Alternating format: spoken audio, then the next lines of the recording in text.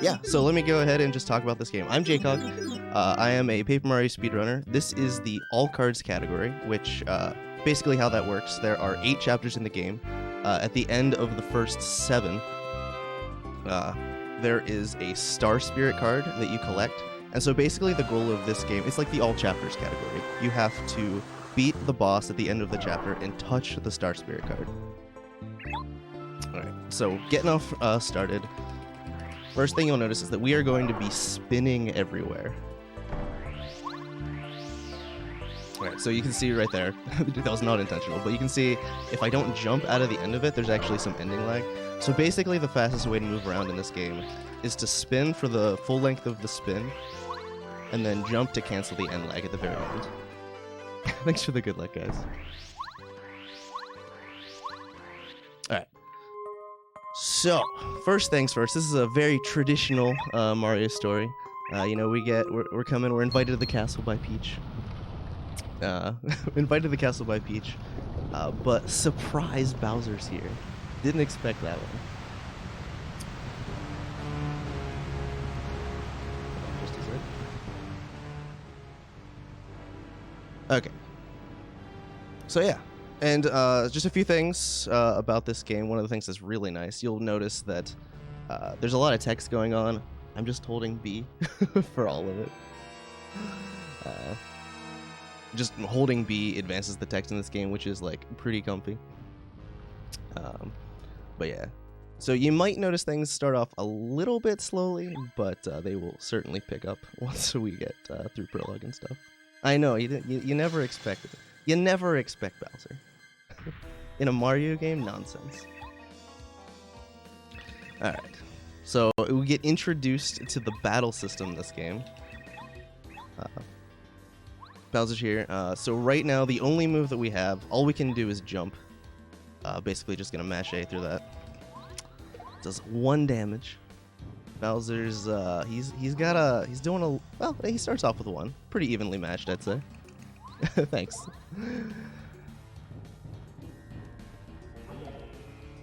you know, keep going. We'll probably, you know, we have the head start. We'll beat him, right? Probably. Ooh, but he's got something going on. All right, so this right here is the Star Rod, and that is the main issue that we got going on. Bowser has the Star Rod, which makes him invincible and a little bit more powerful. So we're not doing any damage anymore.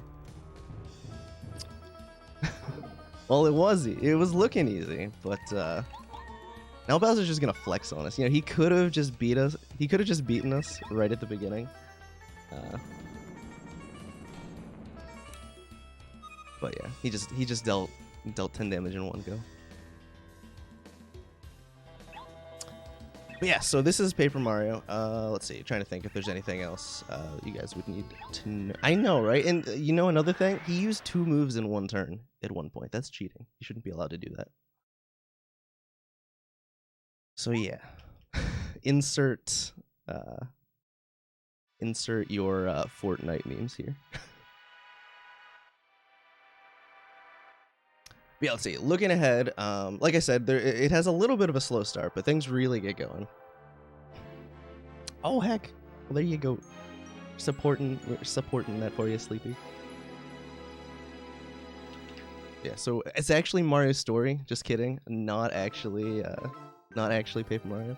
Oh yeah, another thing worth noting. We are playing on the Japanese version, which if you're familiar with seeing speedruns, in general, they're often played in a different language, especially with older ones, Japanese. For this category specifically, the only thing, it's mostly just for the text.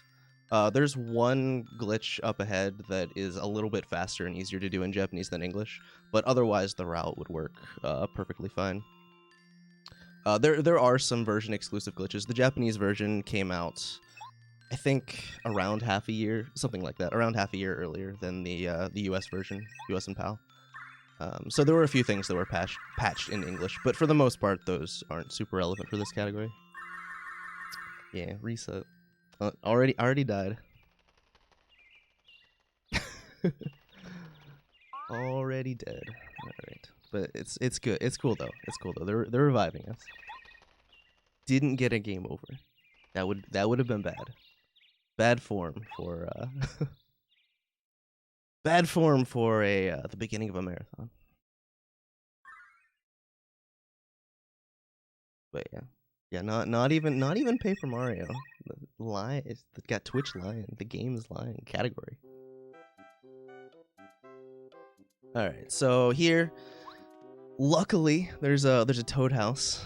This will be the only time, unless something catastrophic happens, this will be the only time that we ever stay in one. They normally restore all your health and stuff. You have a question about speedrunning this game? All right, hit me. I have an answer about speedrunning this game. I know, right? 0 lives.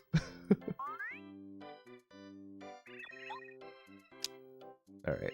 So this is when we first. Well, technically we had control of Mario in the castle, but first we're gonna go out here with control of Mario. Gonna go ahead and try and talk to Goomba, because we want to be able to get out. We want to be able to get through this gate that's up ahead. But he's telling us that we need to we need to go over and talk to Goompapa over here to let us out. And he's about to let us out. We have Goompa's permission. But Cammy's having none of that. Yeah, Todd's in chat. Yeah, and so I'm gonna do my best to explain things as they're going on. In the beginning, it's pretty straightforward, but eventually things will get they won't be the most intuitive. So I'll do my best to explain those things, but feel free to ask any questions about why I'm doing anything. So, okay, top-level Paper Mario RPG games can look very different from natural progression due to sequence breaks. That is very true. That is very true. What do you suggest for someone who's a beginner to approach a game like this? Well, there are 2 specific categories that I would suggest. First of all, the number 1, the easiest to get into is glitchless. A good runs take about 4 hours, so that would be the main reason that you might not want to do that if that's too much time. Actually, hang on, I will finish that in a second. The first major glitch of this game is coming up, and it's a pretty big one. So this is Junior Troopa Skip, and I am this is a trick that's not usually done for beginners, and you'll see why in just a second. Hang on, I gotta focus.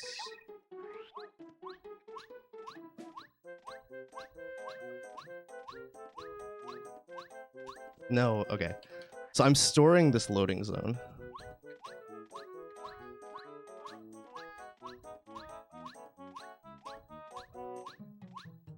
Okay, so what I just did, I just stored that loading zone and interacted with the bush so I can do frame-perfect jumps.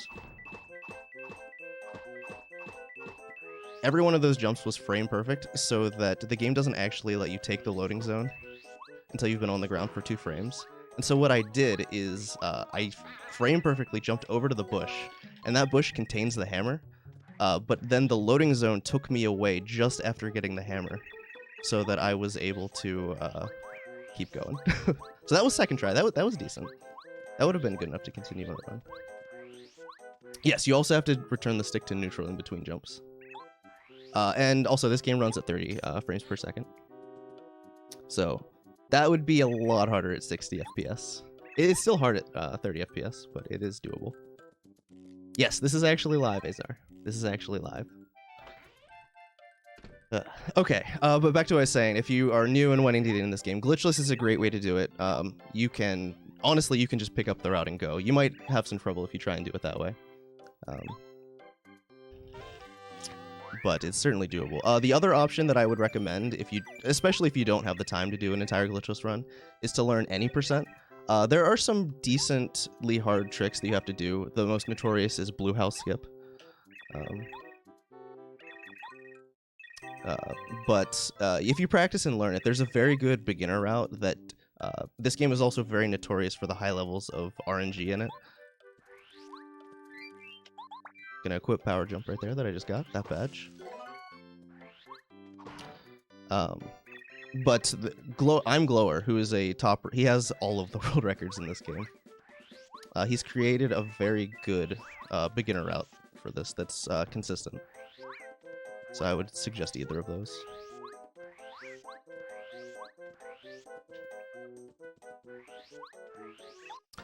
Alright, right, so things I haven't been talking about what I'm doing. So I just got from Goompapa, I got Power Jump, which is a badge that lets me do extra damage, which is very useful for this fight. We also got our first partner, Goombario.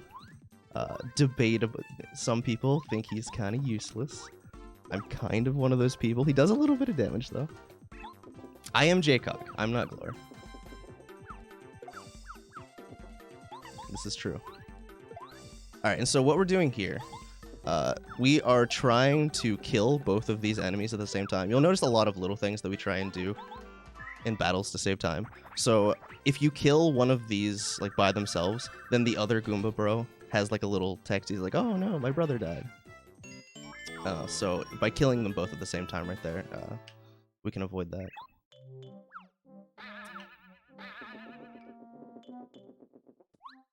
Yeah, so I'm jumping around a little bit with the topics, trying to explain things, but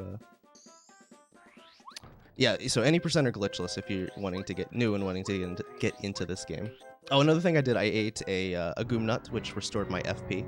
Luckily, I have 6 HP, which will be enough to get me through this section. I just needed the 4 FP total to be able to win. No, we are not doing bow skip. Yeah, there is a trick in this game that lets you skip bow. If you're doing world record attempts, it's pretty much required. But that makes it a little too RNG heavy for a marathon run. No, I will not be skipping bow in this. You can rest assured there. Yeah, not in the marathon. Yeah, unfortunately, at the highest level of this game, in order to be able to save the most time, you have to do some really risky strats. There's a badge, for one thing, there's a badge, Close Call, that I did not get. I would have needed to get it if I was going to be doing that route. But it gives you, anytime you are at 5 or less HP, which is danger, it gives you a 30% chance to avoid taking damage altogether. And so you tend to need to get a few of those in certain places in order to be able to finish the fastest runs. But oh, shoot. Okay, hopefully that's good. Oh, and Sleepy Dan, thank you for the $50 donation. Sorry, I was focused on checking my DMs. Wasn't checking my DMs. Yes, bow skip exists in, it's faster in both the all cards category and all bosses category. A lot of categories just skip going to chapter 3 altogether, but...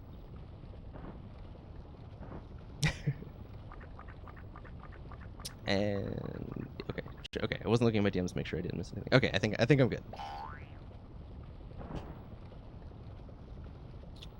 But yeah, so now we defeated Goomba King. Surprise, I didn't see anybody. I'm kind of I don't know if famous is the right word, infamous more like, or maybe having died to Goomba King once or twice. So that's a thing, and I didn't do it. So that's good. We're past Goomba King. The hardest part of the run already out of the way. Not really, but...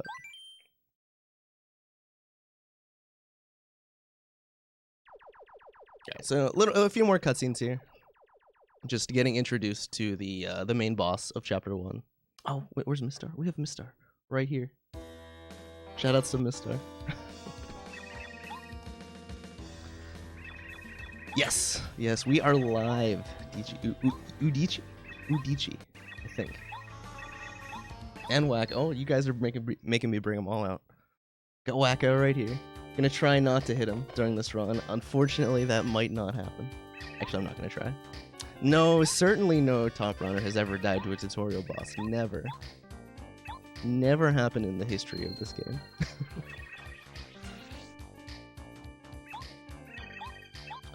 Okay. So next thing that we need to do, so we have our hammer, our first partner. The next major thing that we need to pick up in Prologue is our action commands from the Lucky Star. And so this can actually be skipped fairly easily. There's a glitch that we'll actually be doing later that'll save less time. But if you skip the Lucky Star, no, it's not done in RTA attempts. Not because the trick itself is hard, but because if you do it, then you don't have action commands, and then it becomes a lot harder to deal damage. But I could finish Prologue right now. That would be completely something like I would be able to do it. It would not be hard. But yeah, we want the action commands because there are some techniques that we use to defeat bosses later that requires the use of action commands. We deal an insane amount of damage with the setups, the badge setups that we're going to be using. Oh, another thing, I don't think I specifically pointed it out. So I said that I'm going to be spinning and jumping out of my spins. If you go up ledges, like you can see I'm doing right here, that immediately cancels your spin. So the shortest distance between 2 points is not necessarily a straight line. In general it is, but sometimes it's actually faster because if you cancel your spin using a ledge, you can immediately spin again. So sometimes it's a little bit faster to, you know, go out of your way to hit a ledge and then keep going somewhere. So you'll see me doing that in specific places. And then another minor thing, loading zones in this game. I briefly mentioned them from storing them, but you don't, if you jump into a loading zone, you don't actually take that loading zone until you land on the ground. And so you'll notice if I'm spinning, I might cut my spin short. I might jump out of it early so that I can touch the loading zone as far to the edge as possible. Oh, you did miss the 10-second dab, but I got you, Glass Brain. If you really want to see it, if you go back to the very end of Danger's run, the end of his Darker Side run, he did it. It was after time, but it did happen. He does cheat. I wish we could cheat. I wish we could go to the top. Classic. What's his face? Dude, Goombario is so close to being useful, and he just isn't. So one of the things we will not be getting the Ultra Stone in this category. So if you were to upgrade him, you would get Charge, which isn't bad, but it's not really good unless you combine it with Multi-Bonk, his Ultra ability. And even then, yeah, there it is. Danger's got you with the dab. Yeah, even at his most upgraded, he's usually slower. There's a little bit of a bug in his programming. I might mention it more once we get to power bounces. But there was a bug discovered that, you know, even whenever we thought we finally had a use for him in Glitchless, which does get the Ultra Stone, it still didn't work. Yeah, exactly. Okay, so here it is. Twink's got us, giving us the lucky star. Now we have action commands, and we are going to not take the tutorial on it because that would be slow. Yeah, he is actually pretty good casually, as long as you're not fighting spiked enemies or anything. But alright, so now we have action commands, which means that if I press A with good timing, I can do extra damage, which is super good. Also lets me block attacks. Normally that would do 3 damage. Because I blocked it, it only did 2. Which is also, there's not really much of a reason to block that one. I'm not too worried about HP quite yet in the run. But that did also save a couple frames, so worth hitting. Yeah, casually is one thing. We're speedrunners here, though. We're trying to go fast. Yeah, tattling, not particularly useful in a speedrun. Okay, so next thing we're going to do, we are going to show off... we are going to be going out of bounds for the first time. And out of bounds is kind of huge in speedrunning this game. You're going out of bounds all over the place. So first thing we're going to do is we're going to deal with this green toad, green tea I like to call him. He can be a little temperamental sometimes. Like, see, we need him over here. We need him to come over here. There we go. Oh, that was a little far. The wrong spot. Nice, okay. A little bit slow, but we're good. So that lets us, that's Black Toad skip. That gets us around the Black Toads. So what happened right there, what just went down is that by hammering, whenever the Toad was up near the edge, that put us into a state where he was able to push us out of bounds. Just a property of whenever you're doing certain actions, like using your hammer. And so then whenever you're out of bounds, the game tracks, like if you fall, the game tracks how long you've been falling. It's not based on like if you're actually, it doesn't know you're out of bounds. It just sees you've been falling for a really long time. And so if you've been falling for what ends up being about 1,000 units, the game actually shoots you back up in the air. Okay. Needed 10 coins from that. And so what I was able to do is I was actually able to chain. I fell out of bounds once, popped back up in the post office, and then I fell twice again, and I managed. If you come up underneath ground, you get to stay, like where you came up underneath ground. If you miss, which actually did happen once there, then the game actually puts you back about where you initially fell. So we're able to use that to get to places we're not necessarily supposed to be able to get to. All right, and also using these coins that I've grabbed early game. We're not super powerful yet in the game, and enemies tend to be like a lot of enemies in battles that don't have a lot of HP. So items are super useful early game. Not so much later. A little bit. Yeah, he cooperated mostly. That wasn't too bad. That wasn't too bad for good old green tea. I don't know. My best guess as to why they did out of bounds that way, because it's different in later games. Like the 1,000-year door, out of bounds does not operate the same way. It just always takes you back to the loading zone where you came in. Yeah, the oops mechanism. Just messing around, there's some debug maps in the game that like say don't have walls or anything. So my best guess is that it was just a dev feature to make it so that if they accidentally fell out of bounds when testing, they weren't screwed. Yeah. They would just pop back up and could continue testing. But super useful for us. All right, so this section right here, we got to do the fuzzy mini game. You don't actually have to save the individual Koopa shells. I think not a lot of people probably know that in their casual playthroughs. You can just go straight to this one. But the third one, I got to pay attention to this one. This one can be pretty difficult to track. Okay, that was pretty easy. So there we are. We got the shell. I've been told that it's actually faster. That third one's faster in the Japanese version. I don't know if that's true necessarily. But yeah, thank you for the good luck. Yeah, no voiding out in this game. The most that can happen, I'm not going to get into the details of why, but if just through weird rounding errors and things, the game can crash if your respawn coordinates are a certain way, but that's very unlikely to actually happen in a run. Yeah, that was pretty good.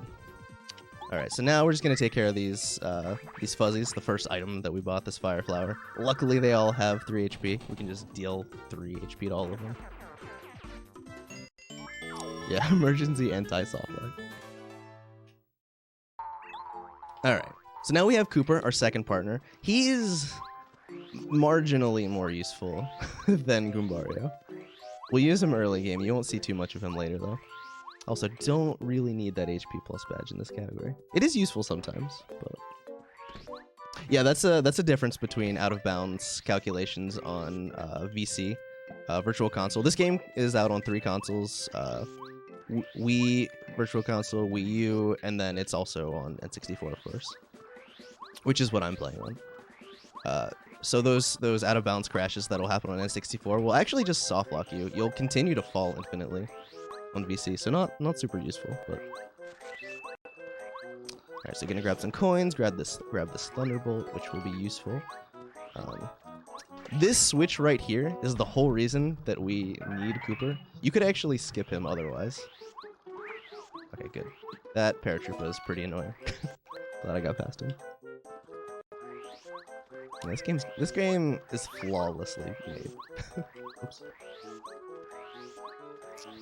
Oh, also, heart blocks are a thing. I think that's my first use of one. They restore your HP and FP back to full. Notable, we don't have any Star Spirit power yet, which we will be getting later, but they do not refill those. The only way to refill your Star Spirit is by leveling, completing a chapter, or sleeping at an inn, which I already mentioned before we won't be doing. Alright. So, couple of fights in Chapter 1 that are required. And it's actually faster to just just aggro this guy and then he'll kill himself. Oh, Nadarog, thank you for the $50 donation. Legendary, actually.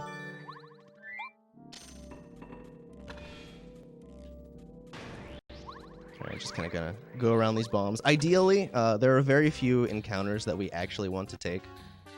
Usually, you know, avoiding them is ideal. If you do get into an unwanted encounter, it's about a 10-second time loss on average.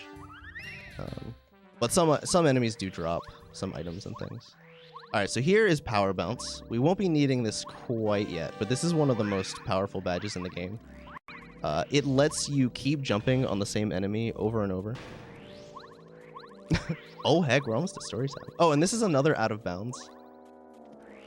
So we can just kind of jump around like that and skip the... You're supposed to fight that Koopa, which will make a switch drop, which will let you drop the stairs and go down to the pit. We're skipping all of that, so the wall just doesn't go high enough, so you can kind of just angle yourself around and land below. And then what happened is I actually went up in the door up top, but you'll notice these doors will stay open, they don't close. That's because the game kind of, because of the scripted event, moved me back down.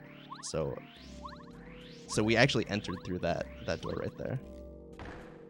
Oh, and I fell for the trap, dude. I fell for the trap.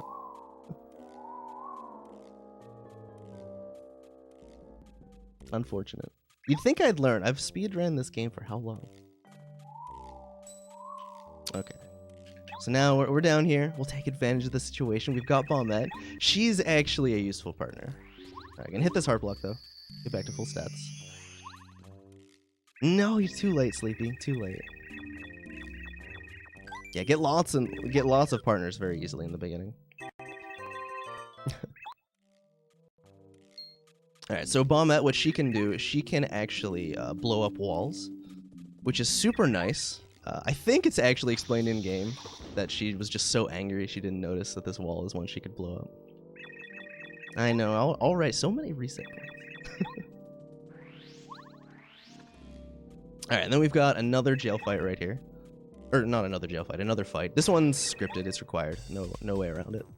So what we're going to do, we are going to go ahead and use a fire flower, which fire attacks actually, well, they also only have 3 HP, but fire attacks also instantly blow up bombs. And then this guy, excuse me, has 1 HP left, so we can just do a charged body slam. Alright, so this next section that I'm going to do is pretty difficult and actually kind of RNG dependent on whether the paratrooper sees me in time. If I don't get it, it's not a big deal, it'll just be pretty slow. It won't like ruin the run or anything. But I'm going to try and first strike this paratrooper with Bombette.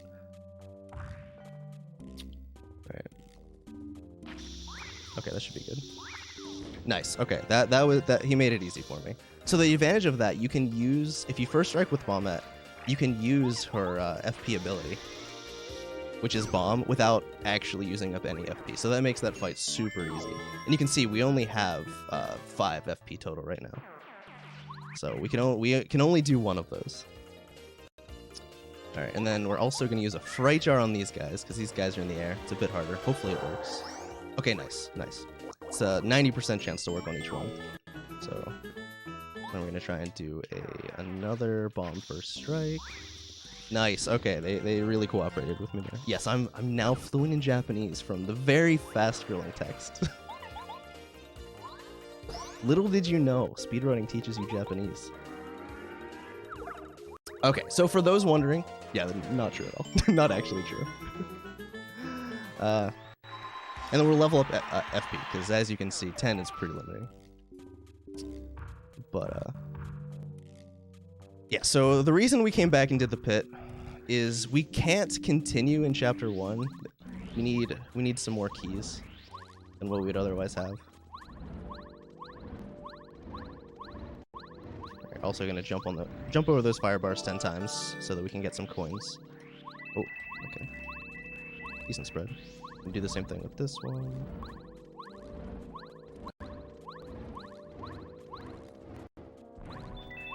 Oh. RNG where they fall, so. Alright, 40. Yeah, the pit was super nice to me. But yeah, so we're picking up that key. And it is also faster to do with Bombette. We could have done it with Cooper earlier, but it's just faster to be able to first strike like that. I try to move this guy out of the way, blow up this wall, get another key. Alright, so now we have 2 keys. And you'll notice we actually needed a key to get past this room, because we cheated our way past the door up top before. Yeah, jumping over the fire bar. Any fire bars you see in this game, there are also some in Chapter 5. So you can do that, and they always give you 10 coins. Alright, so trick coming up here. Not a particularly hard trick, but pretty punishing if you fail it. So there's this puzzle up ahead, what you're supposed to do. So you hit this switch with Cooper, and then these platforms come out, but it blocks your progress. You're supposed to hit it again from the other side, but with a good jump. Oh god, that was close. You can just kind of jump around them. Nice. Okay, those were actually pretty decent. So you can just barely get far enough down that you can just jump around them. And it saves, I think overall it saves around 12 seconds versus just doing them normally. But yeah, it was the same for me. There were a lot of things that I didn't know about this game until I saw speedruns. For one thing, how busted it was, but yeah, so the rest of this chapter is pretty much as intended. Oh, I haven't even been doing this. That was an accidental. So there's a thing in this game, swag hammers. There is one frame whenever you initially enter a loading zone where the game will let you start a hammer. You might have heard that little swish. That was me starting to use my hammer, but the game took it. They save literally no time, and they lose time if you do them early because you'll just hammer. But swag.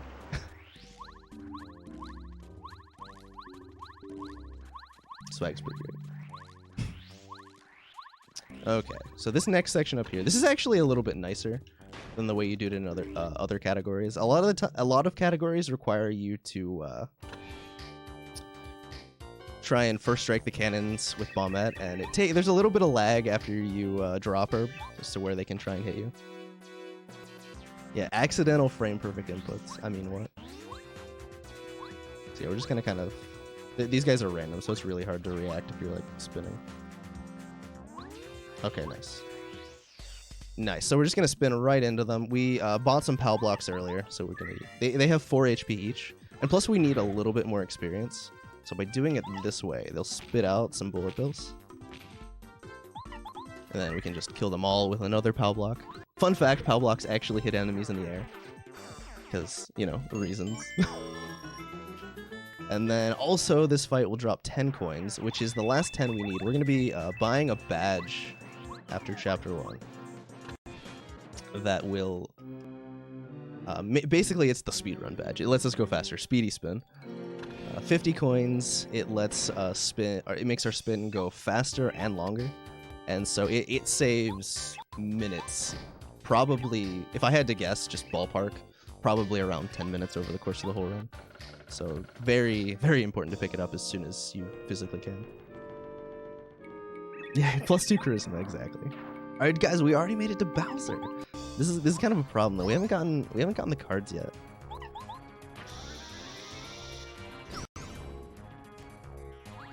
Maybe it's not Bowser. He does a little less damage. Alright. Actually, we're fighting the Cooper Bros, though, who have their song is a banger. The real world doesn't know about Preds. Maybe I'll teach them. Maybe. Alright. Only bad thing about this fight is that we beat it so fast that we barely get to hear the song. Because we kind of just knock them over. We have the items we need. Just kind of take them out. They would normally get up the next turn, but the PAL block keeps them down for another turn. So, like, see, that's their turn. They're just struggling. And we can... they all have 5 HP. So this does the last 3 they all have. And they're dead. Didn't even get to the bridge. That's the mage. It was good, though. It was good, though. Good fight. GG. Okay, but that's Chapter 1. That's pretty much it. This is the first Star Spirit card that's going to appear. This is Eldstar. Actually, he gives you a pretty good ability. I don't think we use it at all. There's one backup that we could potentially need to use it for. later in Chapter 2, but it's unlikely we'll actually need to. But it gives you, for 1 star power, I think, I forget what it's actually called, but basically your like star power meter. For 1 bar of that, it gives you plus 5 HP and plus 5 FP, which is pretty good. People trying to use my FFZ emotes, not in my chat. SMH. But yeah, not as useful in this category. All right, so at the end of at little asterisk here, at the end of every asterisk chapter, there's a Peach cutscene. We're able to skip some, just FYI. But at the end of every one, there is a Peach cutscene, like a little intermission. And so here, what's happening? There is luckily, Peach is locked in her room, but luckily there's an escape. There's an escape route through the fireplace. I guess the fireplace cooled off fast enough that she can walk on it, or that, or Peach just has, I don't know, insanely strong feet or shoes or something. But Bowser left his diary out. We're gonna read that. Little bit of an invasion of privacy, but I think that's what, you know, we can make an exception. It's Bowser.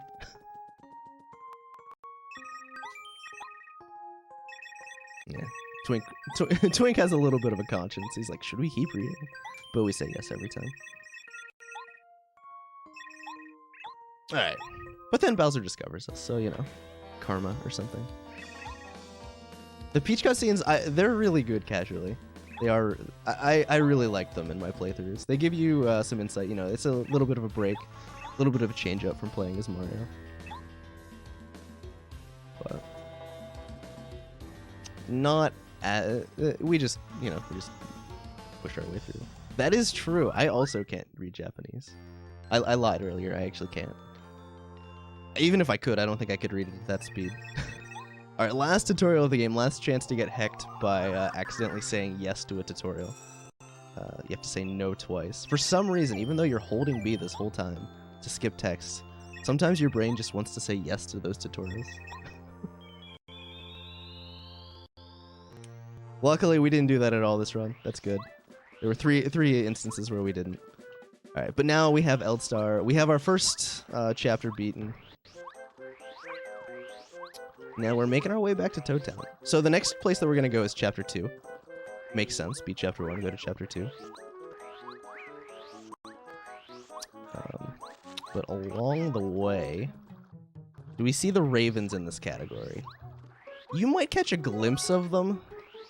But nah, I don't think you're gonna see their feet like you're looking for, Dreaded.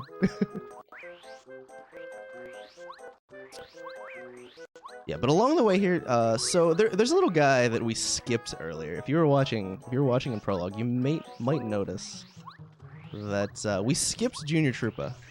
He's a little angry about it. He wants his spot in the limelight, so he's gonna chase us down here.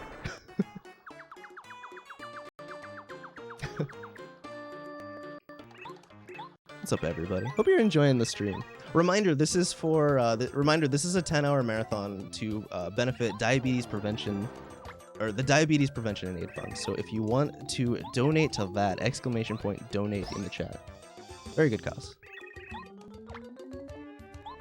Yeah, unfortunately, can't skip him this time. We actually have to fight him. But it's nice we can get a nice 2-turn kill here. We have a Thunderbolt from earlier we can use on him. Does the little bit of extra damage that we would need. Best chapter, my personal favorite is Chapter 7, the ice one. We'll be getting to that a little bit later. But that one's my favorite.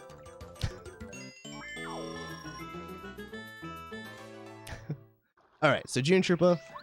So whenever I'm streaming this game on my channel, there's a little game I like to play. I call it Preds. So there's 4 total badges that could appear here. If we get unlucky, Speedy Spin will not be one of them. There's 4 total badges that can appear in only 3 slots. So there's a 25% chance the badge we don't want appears, or the badge that we want does not appear. But hopefully we get lucky. Nice, and it's in the best slot too. So that's Speedy Spin. Oops, bad menu, but that's fine. So you can see now I'm moving much faster already. The speed run badge. Also, I can't stand moving around in this game without spinning. I tolerate the non-speedy spin movement for what you have to in the run, but it's just so much better being able to move like that. Alright, so now we're on to Chapter 2, though. We need Bombette to blow up that rock. Even in the any percent speedrun where you don't need to beat Chapter 2, there's a way around it. You still need to go get Bombette to be able to blow up that rock. No way in with that. Thank you. Dude, there's been some good hair throughout this entire marathon. Hopefully I'm up to the task of keeping it going, but... Also, the train song is another banger. This game is just filled with bangers. Did anybody actually guess the bad shop right? I don't think people were really guessing, but... Okay. Alright, so now we're in Chapter 2. Oh. Just remembered. Okay. Yes, Cheese is next. Cheese is going to be doing... Oh, what is he? I forget the actual category. Dude, it really is. Hair is diabetes' worst enemy. Taking care of it with good hair.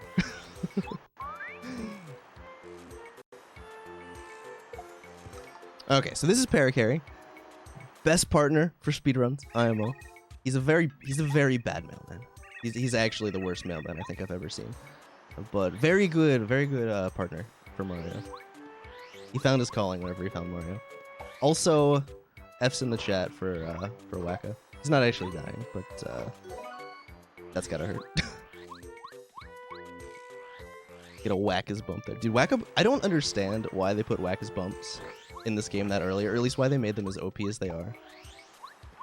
They give you plus 25 HP and plus 25 FP, and you get them in Chapter 2. And you'll notice, like, that's more than double both of my stats. Like, sure, you'd be a little bit more leveled casually, but it's still super OP.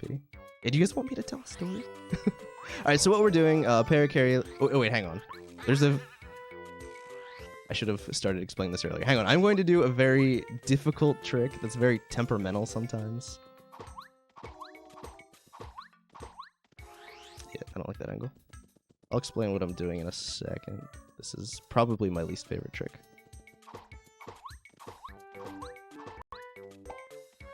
Oh wow, that actually was pretty good. Okay, so that trick right there is early seed. So this seed, we need 4 seeds to get into Chapter 6. And that's one of them. You're normally supposed to get Paracarry and then cross that gap with Paracarry. But we don't have him yet, and if we want to do that, we'd have to backtrack after we get him to come and get it. So what I do for that trick, actually, there is a gap. That place where I clipped through, there is just... They placed the collision very poorly. So there's just straight up a gap in the wall. And what I did what are known as hammer cancel jumps. That let you press B and then you press B and A a few frames later, and it lets you wedge yourself kind of into the corner, and then I spun, and that gives you just enough speed to clip through and make it down. It wasn't that fast, and then you can you land out of bounds and you can just kind of maneuver around over to the seed. If you do it really well in this category, it saves about 30... I think 31 seconds I timed it at. I actually don't even do that in my PB. It's so hard. It's so hard to get right. I figured, whatever, it's a marathon. Might as well go for it. Yeah, T, you gotta work for Chapter 6. Alright, so now we have Paracarry. Which is actually the entire... Well, that and the seed are the entire reason that we came to this chapter right now. So we're kind of just gonna... So far, everything's been pretty straightforward, Beat Prologue, beat Chapter 1, go to Chapter 2. But now's when things are gonna get a little crazy. Things are gonna get a little wild. So there is... One of the oldest and most useful tricks in this game.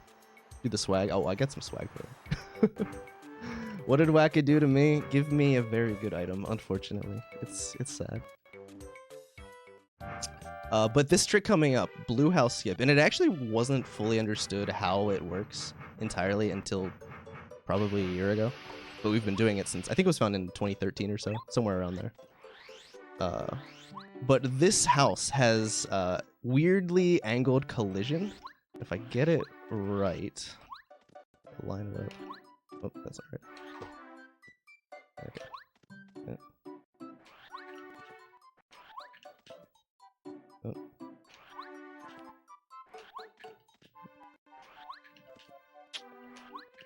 Dang, it's a hard trick. Usually not this hard, but dang. There we go. Okay, that took a little longer than I'd like, but we made it in there. All right, we gotta find the pipe.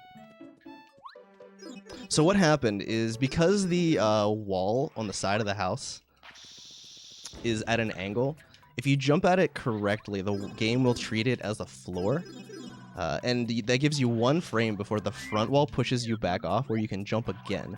And the only collision on the top is a ceiling, which doesn't stop you from going down through. And basically what that lets us do is get into this section of the game, which you're not supposed to be able to get into until you're at chapter 5. So we have to fight this blooper right here. He's the one guarding the switch.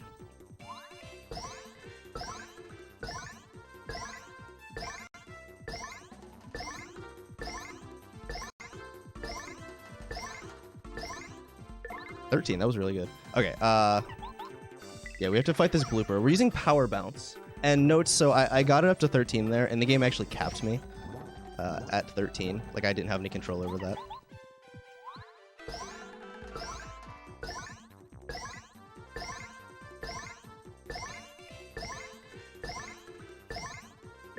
Oh, shoot. Okay, he has 1 HP left. That's so unfortunate. Okay, that was still a really good blooper, though. So, power bounce caps are a super annoying thing in this game. Luckily, blooper... Oh, did we make it to story time? Did we make it to story time? Smoking Monkey, thank you for the $103 donation. Oh, okay, I'll have to tell a story. Okay, I will tell a story in just a second. I wanted to finish... Let me finish explaining power bounce caps, and then I will get you guys a really comfy story. But yeah, the minimum power bounce cap on blooper is you'll always get at least 8 with good timing. Just FYI. And but you can technically go all the way up to 101, but you'll never see that. And no one's ever seen higher than 20, I think. RTA. But yeah, so it's just random. Different enemies have different caps. Okay, but story time. All right, do you guys have what do you guys want a story about? I'll get your blankets out. I'm gonna give you a story, but I need a topic. I need something to go with. Need a little something. Also, we're getting sushi here. We're in chapter 5, by the way. 2 to 5. Anybody got anything in particular?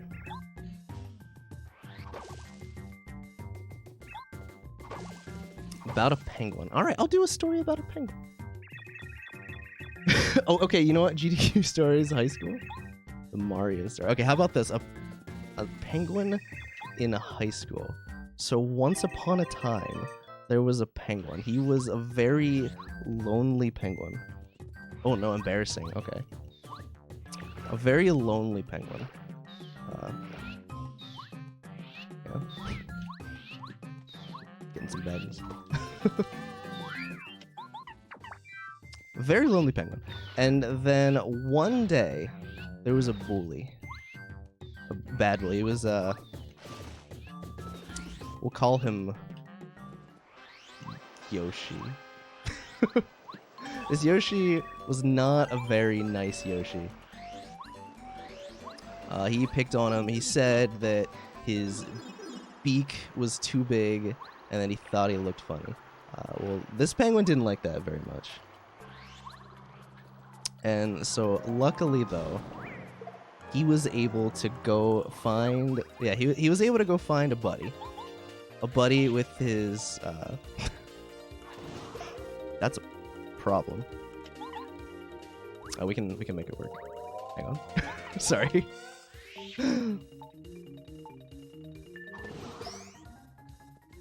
Thank you. JCog.exe is working. Okay. He got... No, this is not a comfy story. Not yet. It'll become comfy. Okay, this is fine actually. This is actually fine. Sorry, this is just a hard section of the run. The comeback arc is coming, don't worry. But then one day, he, luckily, there was a buddy of his. This was actually a nicer Yoshi. The nicer Yoshi told him that, the nicer Yoshi actually came and beat up the bigger Yoshi and told the penguin that his beak was actually just the perfect size and that he should believe in himself.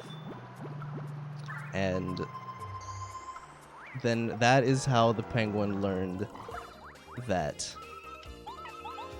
he was worth something. The end. That is my comfy story. It had a happy ending. Had a few bumps along the way. BRB putting in my application to become an actual professional storyteller and not streamer. I know, it was just too good of a story. Oh, okay.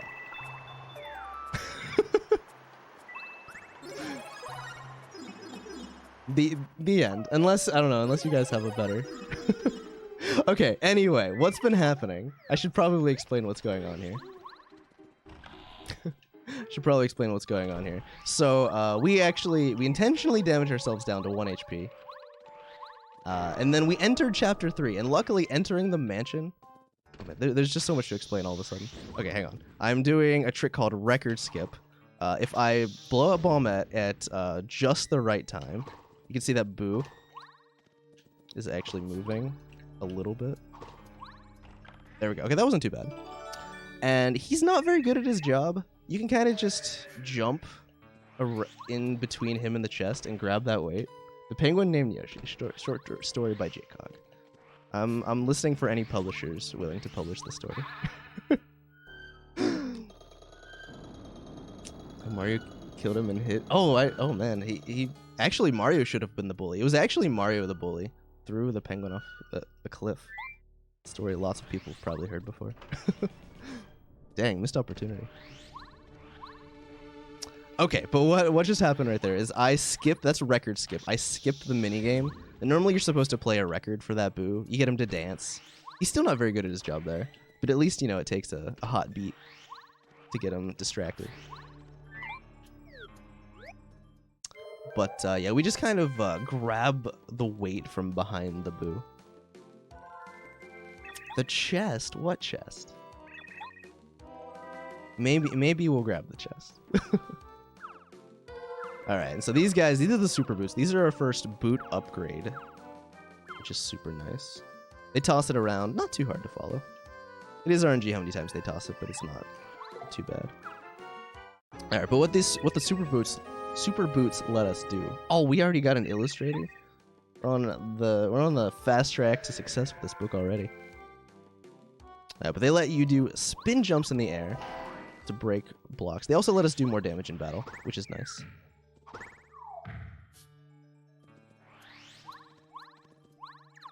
And then also let us break that big switch, hit that big switch, which I think is the only instance of a switch like that in the game. So, not sure what's up with that. Also, stairs are actually the hardest enemy in the game. Jumping up them successfully. Alright, now if you were doing a world record attempt, and that's really the only reason to be doing the bow skip, you would right now, you already have the super boots, which is the only thing that you would technically need to beat the game in here. But then you would skip bow, and skipping bow is very not comfy or nice for a marathon, because bow is really good for her move out of sight, which lets you not take damage for a turn, and as you'll see in some upcoming fights, we tend to spend a pretty large percentage of the game at 1 HP.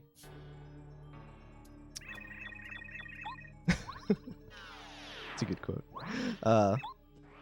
Yeah, pretty large percentage of the game at 1 HP, so being able to stay there and not die easier is pretty nice. It is a bit slower, though. And by a bit, I mean kind of a lot. But yeah, you'll never see anyone doing bow skip. There's probably what, 4-ish people on the leaderboard who have completed runs with this trick. I think 4 or 5. Bow's pretty great.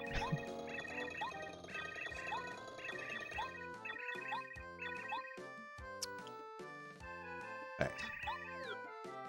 Not having the don't have the FFC emotes you might be used to in my stream. It's okay though. It's okay though. There's some pretty good ones here already. Alright, so I'm gonna go ahead and save. Just nice in a marathon to save in a game like this, because it's a weird bounce. It would be pretty unfortunate to just accidentally, you know, I'm at 1 HP right now. It would be pretty unfortunate to just accidentally get hit and lose an hour of progress, so. Alright, but here we are into the main area of Chapter 3. Just gonna kind of run around these enemies here. The main boss of this area, the whole reason that Bo is with us is because Tubba likes to eat ghosts.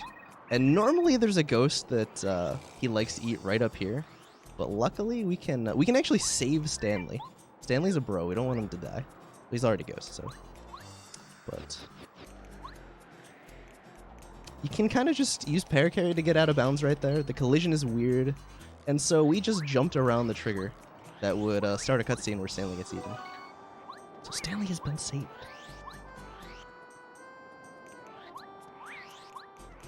Also known as Brown House Skip, aka BHS 2.0. Lesser known name. Saved. Alright, but now we are in Tubba's castle. These sentinels here. They're, so normally the intended strat to get around them is you are supposed to use bow whenever they get close so that they miss you. But with good movement and speedy spin, you could actually just run right past them. They're pretty slow until they get right above you. So that's what we'll do. And actually, that panel right there, I'm pretty sure is the only reason you'd need the super boots to beat Chapter 3. It really is. This game is just filled with good music. Right here, we're going to hit our first upgrade block. So in this game, partners can be upgraded twice. Once right off the bat, and then again if you get the Ultra Stone. We unfortunately won't be getting the Ultra Stone because that's pretty slow. Oh no. No, I got caught, dude. Alright, actually faster to get caught there and thrown back to the beginning. Also, just on the off chance that something bad happens, I'm gonna run over here and save. Because, again, running around with 1 HP with clubbas that like to try and smack you. And it's pretty quick to save. But yeah, actually just quicker to get caught there and brought back than to try and backtrack manually.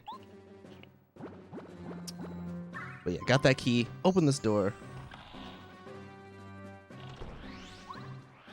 Gonna spin our way down here. There we go. So you can just run right past them. Spin right past them. You can't walk right past them.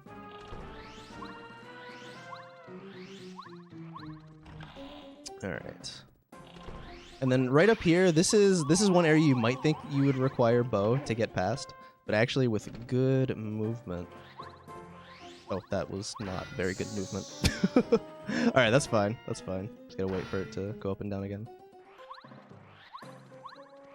That is... Okay, hang on. Hang on. These angles.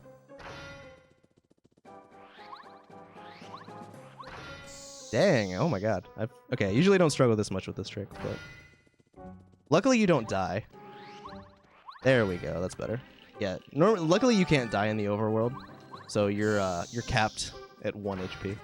They changed that in the 1000-Year Door. If you get hit by an overworld hazard in the sequel to this game, you just die. Actually ends up being useful in certain scenarios in their speedrun, but nice for us to not die. Alright.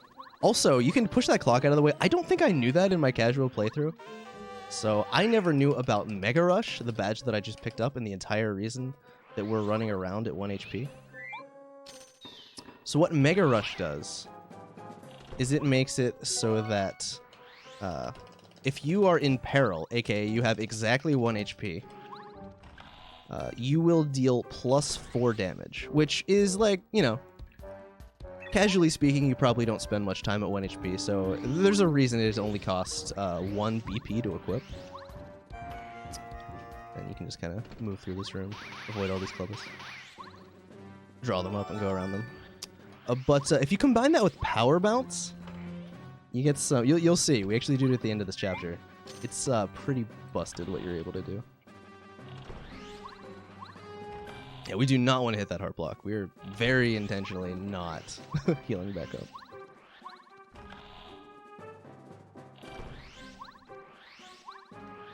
Just gotta get behind this bed. Stay hidden.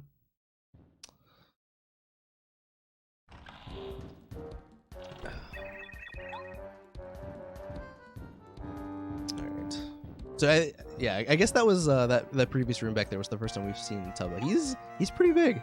He's a bit bigger than the other clubbas that are hanging around here. Don't actually want to mess with him. His gimmick is that he is invincible without his heart, which you find. I think you find actually right now from this key, key. And he's actually invincible. Like there is nothing you can do to deal damage to him in the game. So. Like there's no, you can't hack your damage to 100 and be able to kill him or anything. Yeah, you're not doing that. So we need to fight his heart, and whenever he gets his heart back, that's actually whenever he becomes vulnerable. So we're gonna try and do that. Also, I'm gonna try and get a swag jump right here. It's basically luck. I just mash A and hope. Pretty sure it's frame perfect, but I didn't get it. If you get it, Mario will just kind of jump there. Now, here, this is a quick escape. You can just kind of run around Tubba. He gets caught on the rubble. Then Paracarry will lift you out. So that's just a faster way to get out instead of, like, trying to be chased. Nice little time save. Yeah, so Tubba's chasing you right here. These boos sacrificing themselves. Bless them. He did destroy his own castle. In his rage. Right, if we're lucky. Oh, that was good. That was good. I got text skip. Saved like 2 seconds. It's just randomly Tubba can display text and it stops you from moving, but he didn't do it there. Alright, so we're running back. He's not actually, you know, this is a banger, by the way, but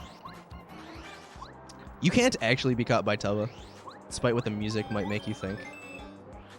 He's not actively chasing you through this area, which is nice. We're still trying to go fast. Alright, so in here, this is where the heart is hidden. Yeah, I guess he fixes it up.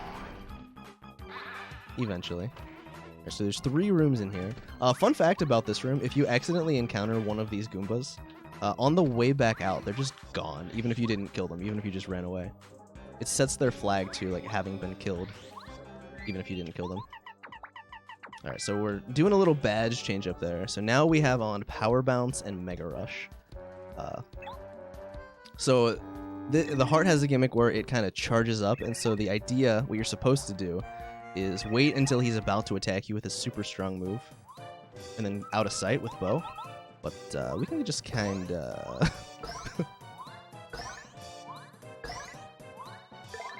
deal a little bit of damage here. And then he charges on turn 1. So that's how good. That's the power of Power Bounce and Mega Rush combined. Able to deal massive amounts of damage.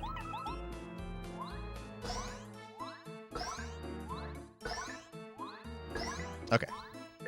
So I got 2 5 caps right there.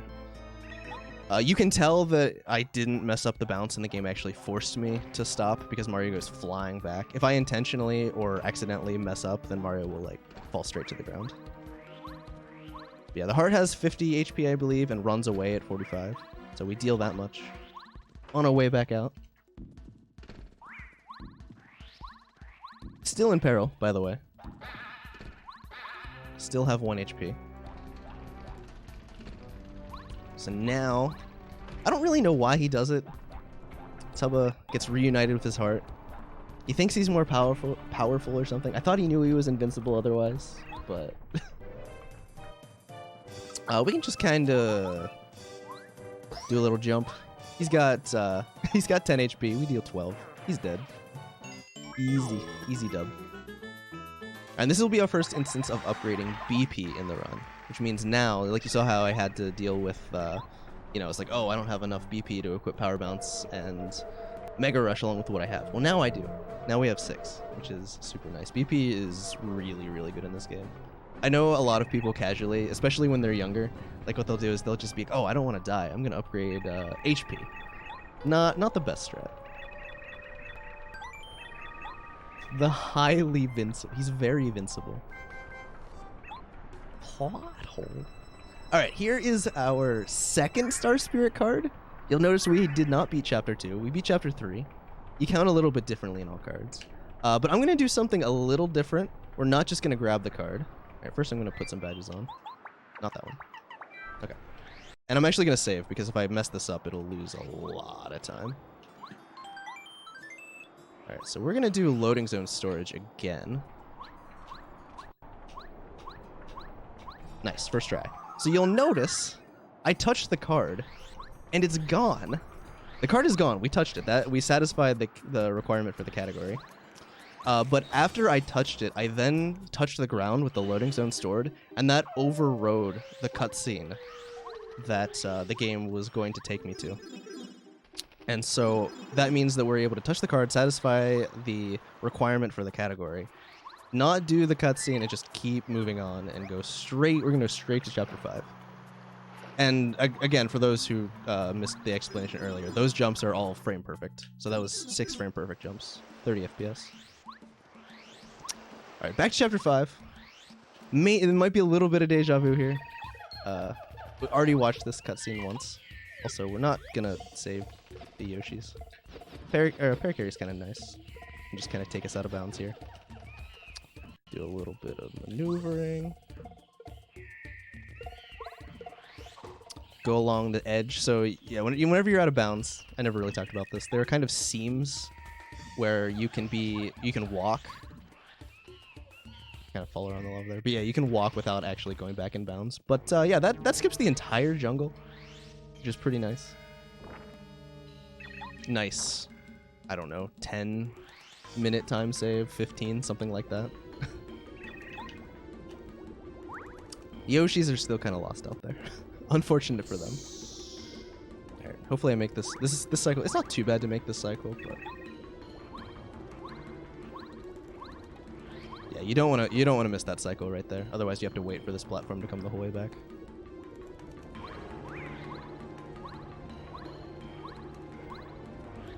The jungle? Well, you only have to do it. The only category where you actually do the jungle, at least in oh god, at least in earnest, is glitchless.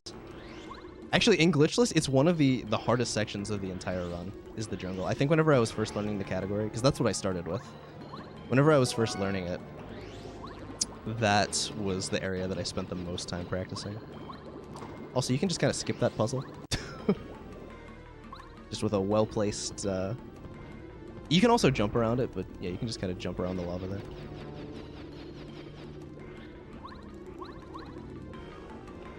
This gets us the Ultra Hammer, so you might notice that we skipped the Super Hammer. We never got it. That'll be important later, so keep that in the back of your mind. Still haven't beaten Chapter 2, where the Super Hammer is. Yeah, making our way through the volcano. Alright, that guy didn't get us. He almost never does, but technically he can. There is actually a way to skip the Ultra Hammer entirely, and the trick itself isn't that bad, but it probably doesn't even save any time. Other people have timed it. I forget exactly how that works. There is also notable, there's an upgrade block down there. We don't get it in this category, but in some categories, it actually ends up being faster to drop down there and upgrade a partner. But not necessary. Alright, so this section up here, we're just going to kind of damage boost our way through here. Not even task can make the cycle of the platform up here that we're waiting on. So, you know, no sense worrying about that. Actually, I think the task, I've been told, is apparently just 1 frame away from me being able to make it in time, which is super unfortunate. This trick right here, known as Flare Carry, I believe the person who found it was named Flare. Paracarry is like super nice for being able to get you through areas, but yeah, you can just kind of, you know, clip into that loading zone right there. Oops, that is not the partner we want. Get back in my pocket, Goombario. Okay. So Lava Piranha up here. You can technically skip Lava Piranha entirely. There's a pretty simple glitch that we do in any percent that just bypasses them altogether.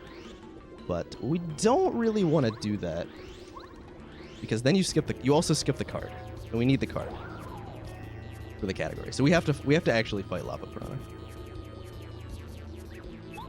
All right, so we are gonna do some power bounces.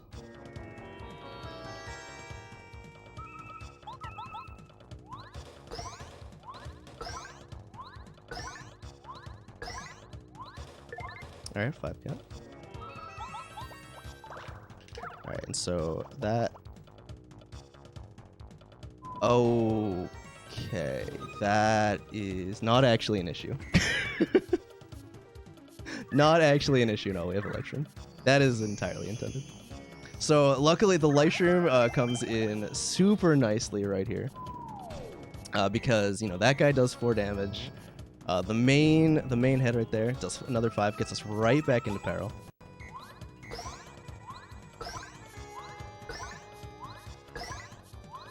And boom, phase 1 done. I don't know if Goombario really saved the day. He's there. He exists. I'll give him that. Alright, but there is a second phase. Luckily, the second phase is pretty simple. If you use Sushi, use her squirt ability, so actually immobilizes that guy. The middle. Do 4 bounces right there. Colorado, I don't know. Colorado must be blind or something. Just ran right into the lava. He's doing his best. Yeah, these guys, they don't even attack you. They just put these little dudes out. They do a lot of damage next turn, but luckily you kill the main head. He's dead. That's all. Chapter 5 completed.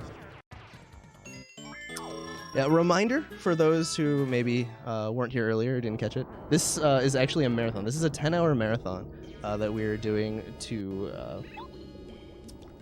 benefit the Diabetes Prevention and Aid Fund. Wanted to make sure I got the name right. So yeah, if you want to donate to that, and you can see it below me, there are like these incentives. What's the next one? If you make it to 1,500, I will narrate the run for 1 minute with a Mario accent, which may or may not be better than my story. We'll see. Yeah, exclamation point to donate for that. Yeah, chapter 5 though. Completed the chapter, got the star spirit. Well, technically we haven't completed the chapter yet. You'll see. But yeah, that is our 3rd completed chapter. Again, this is chapter 5. We count a little bit differently in all cards, if you haven't noticed. If you hadn't noticed yet. So far we're 135. Any guesses on, especially anyone who doesn't know, any guesses on the next chapter we'll beat after chapter 5? Next Star Spirit card we will get.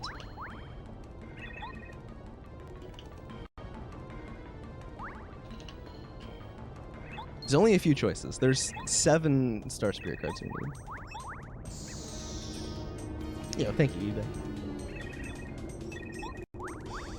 Alright. Yeah, got this wall right here. That is debate. I know I can blow it up, but it's fine. 6? Not? Oh, whoop. That was... Okay, I got caught by a star. That's interesting. What the? I've never had that happen before. Okay. The wall does blow up. That's good. There we go. We got some 4s. Correct. We're gonna go to 4 next. Oh, yeah, she's a pretty cute star. I'd say she's pretty cute. This star's pretty good. Thank you for the good luck. I appreciate it. Okay. Yeah, this is the second. Unfortunately, for those who may have been wondering, excuse me, why we didn't do the why we didn't do the card LZS, the card loading zone storage is called, on that card, when there is a loading zone in that same room. And there's a couple of reasons. One, actually, it's just one main reason. We need to actually finish the chapter, and if you do the loading zone storage on it, you still can't quite continue the way that you would. Like, I don't think you can actually beat the chapter. If you could, it wouldn't even be faster. But in order to get the last seed that we need to be able to make it to chapter 6, you have to actually beat the chapter and watch the Peach cutscene. Oh, wrong way. Yo, Darkling, thank you for the 1-year subscription. Much appreciated.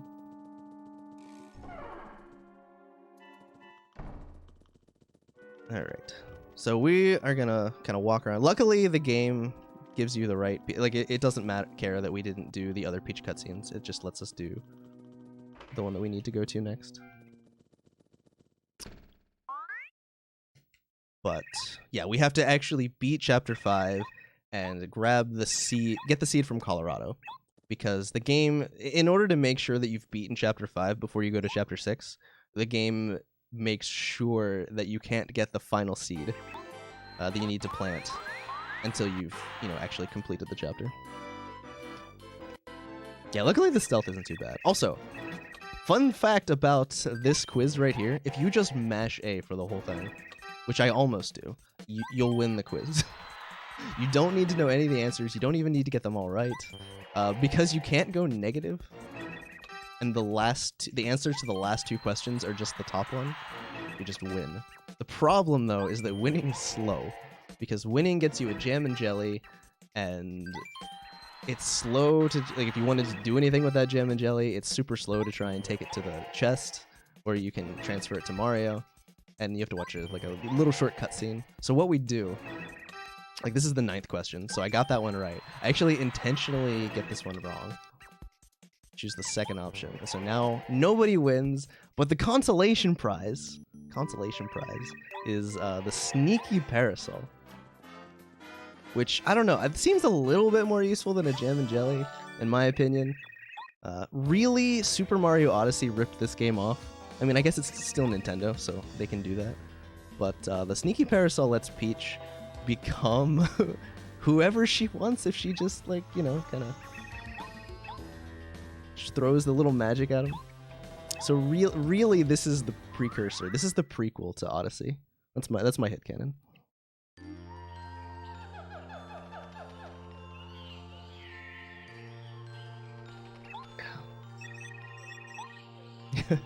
Yeah, we got caught. Unfortunate. Okay, so we beat chapter 5. Colorado's sad that he doesn't have any treasure. Wasn't able to get it in the volcano. The volcano erupted.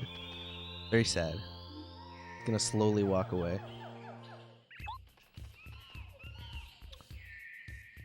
But then apparently picks up speed right after that because he's gone. He is not there at all. But anyway. So after we do that, we're gonna go ahead and make our way. The vase is back where Sushi was. Nice, not very far out of the way.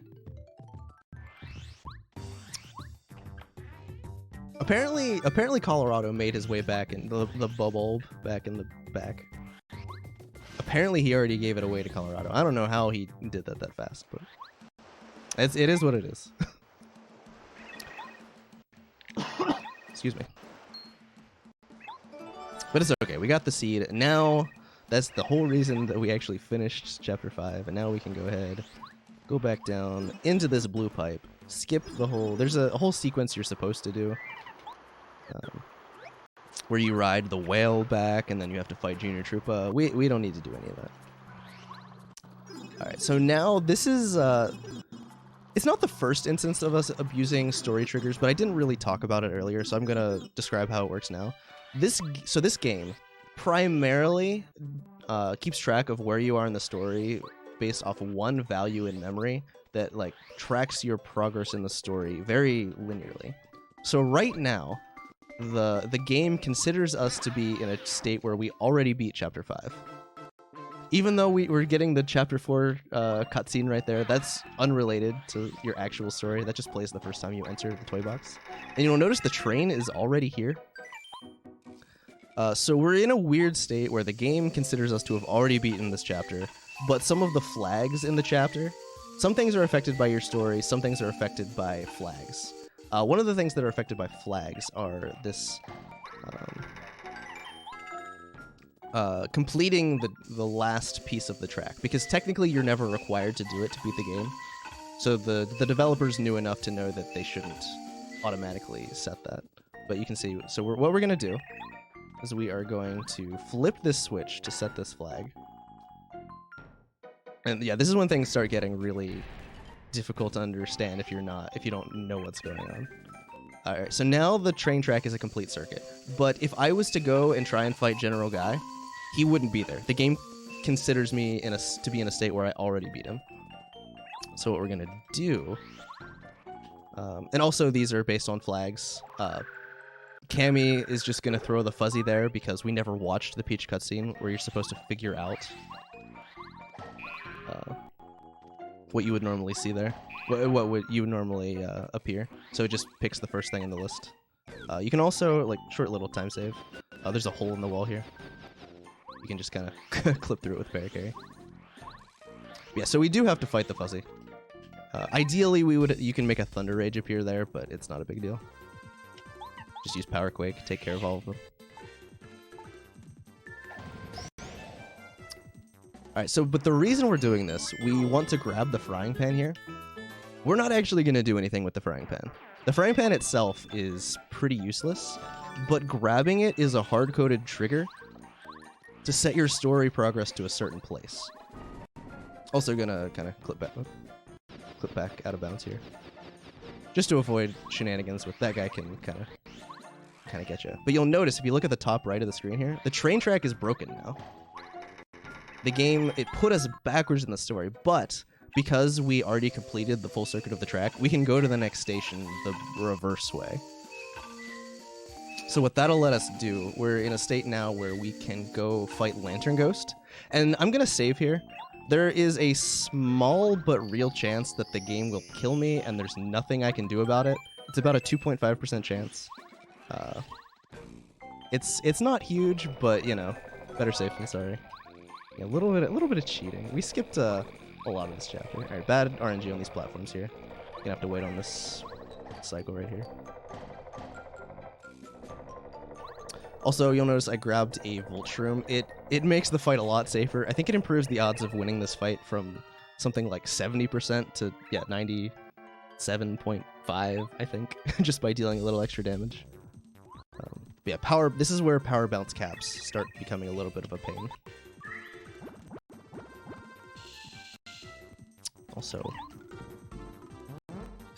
if there are any Goombario fans in chat, now's your time to celebrate, because this is the last time that he'll be useful in the entire run. Alright, so just gonna damage ourselves back down into peril.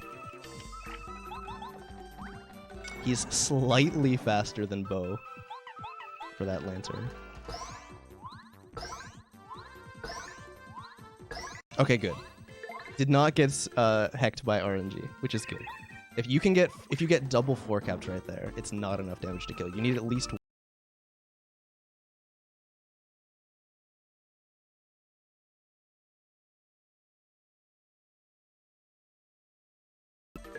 Okay, so we would have been good either way. But nice and easy. Taking care. Yeah, last time he's useful in the whole run. Oops. Alright, and this is Watt. She's pretty good. Actually, she's even more useful in all cards. So Watt, I think Watt was probably my favorite partner casually. I used her throughout the rest of my playthrough, my initial playthrough, and a lot of my like subsequent playthroughs. What's really good about her is her attack completely ignores defense. And it completely ignores defense, like her base attack, and doesn't use any FP. Which is really nice for all cards, where our stats are a little limited compared to some other categories. Yeah, Watt's great. Watt's pretty great. And we're going to immediately upgrade her. That way her base attack does 4 damage instead of 3. And yeah, I don't think... Oops. Okay, that's a little scary, because I'm still at 1 HP, which I'm going to go ahead and save again, just... If I had first struck that, that dude, I would have died. That would have been unfortunate. Watt is also useful during... Oh, that's right. No, we do use turbocharge in this route. I was trying to think if we used it at all. So the upgrade also is useful on Bowser. Beyond just the damage increase. Yeah, we got any smiles in chat? Any smilers?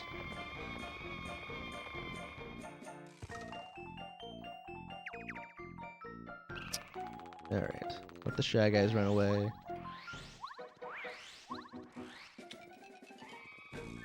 You also, the reason that we couldn't just immediately come to General Guy before Lantern Ghost is you need Watt to get through this room. There's no known way out of bounds or anything like that. And the...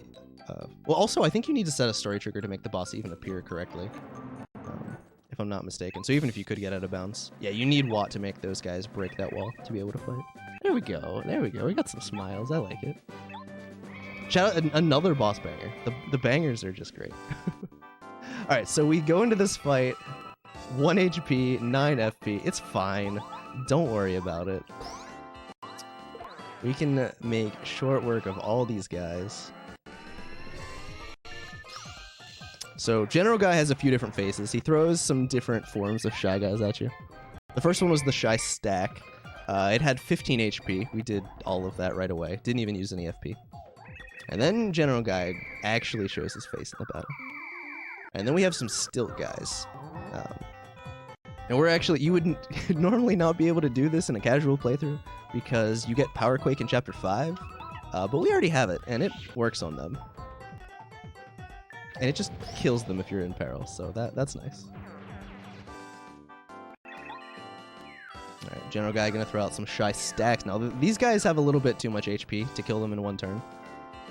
But luckily, we can kill one of them. We can kill one at a time with a jump. So what we're gonna do... We're gonna do one of those, and then Watt can buy us another turn with Power Shock. It's a pretty easy mash right there. If you get it to 100%, it's guaranteed to work.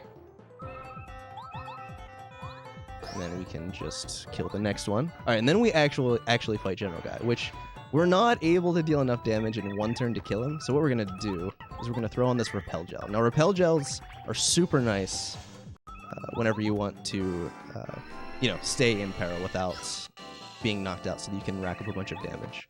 They do use up a turn, so you only want to use them whenever you just can't find any other way to deal enough damage. But it's super useful in this fight.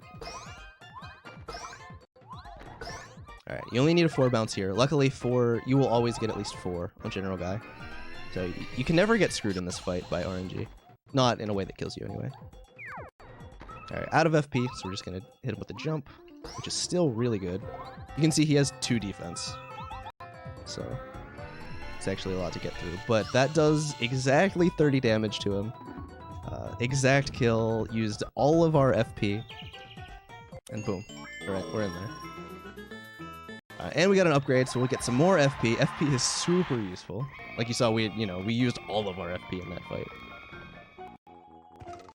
So nice to have more. Okay, so the next section up here, I've been debating whether or not I should try and save beforehand. I practiced it. I did it a bajillion times in practice, and I never messed it up. If I messed it up, I would either have to watch the cutscene, which would lose like 7 minutes, or reset and fight again. Or I could go all the way back and save.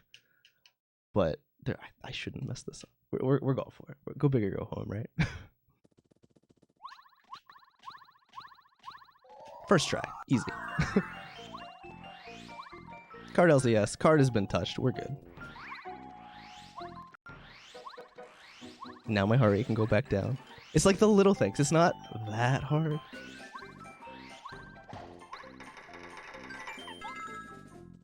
but you know, in a setting like this, got me a little nervous. All right, so we do have to make our way back out normally, though. It's, yeah, like, if we touched the card and we wanted to continue, we would have to bake the cake, which I think some people would be a fan of, but it's super slow. Don't really want to do that. Alright, so for those keeping track, we've now completed chapters 1, or gotten the cards at least, from chapters 1, 3, 4, and 5. And there is one more before we plant the seeds, so we're going to go ahead and go to chapter 2 next. In the meantime, before we do that, we're going to grab the last seed. We have 3 of them right now. This is just the best time to get it. Just the place it fits in easiest with the route. We're just gonna make our way through. Oop. Okay, Fuzzy was nice. Sometimes he's annoying. Another little thing that I'm doing, you might notice I am getting what are called spin cancels. Oh, okay, well, I got one of them. That was actually not very good. But the geometry lines up super well here in Forever Forest, that if you time your spins correctly, you'll hit the geometry in such a way that it will kind of immediately stop your spin. And you can just spin again right away, and you don't even have to jump. Those weren't very good for that, though. But I got one of them. You could at least see how it worked.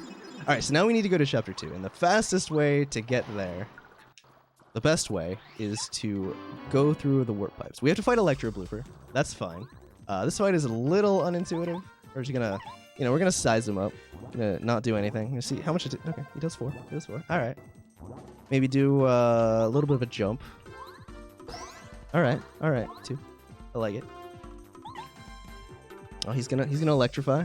You think I can do a little? Nope, that hurts me. Don't want to do that. Alright, we'll swap out to Parakarry. Oh, I think I was actually supposed to wait till next turn to do that. But okay, now we're in peril. See, it's all planned. Okay, I can't quite do enough damage. That's fine, because he's just gonna electrify now. When we can hit him with Parakarry. That knocks his electricity back off. And then if we hit him with a 4-cap.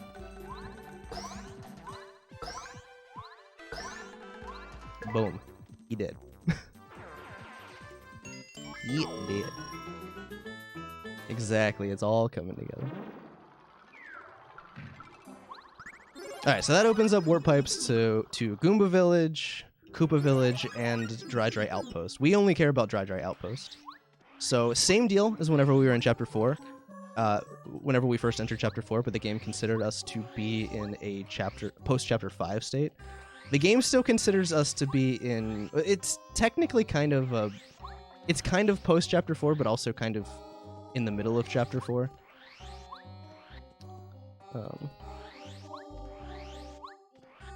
So...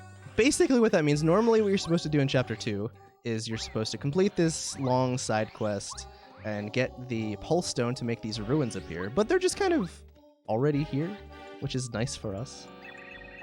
Go ahead and save, lock in our progress. Wouldn't want to screw that up.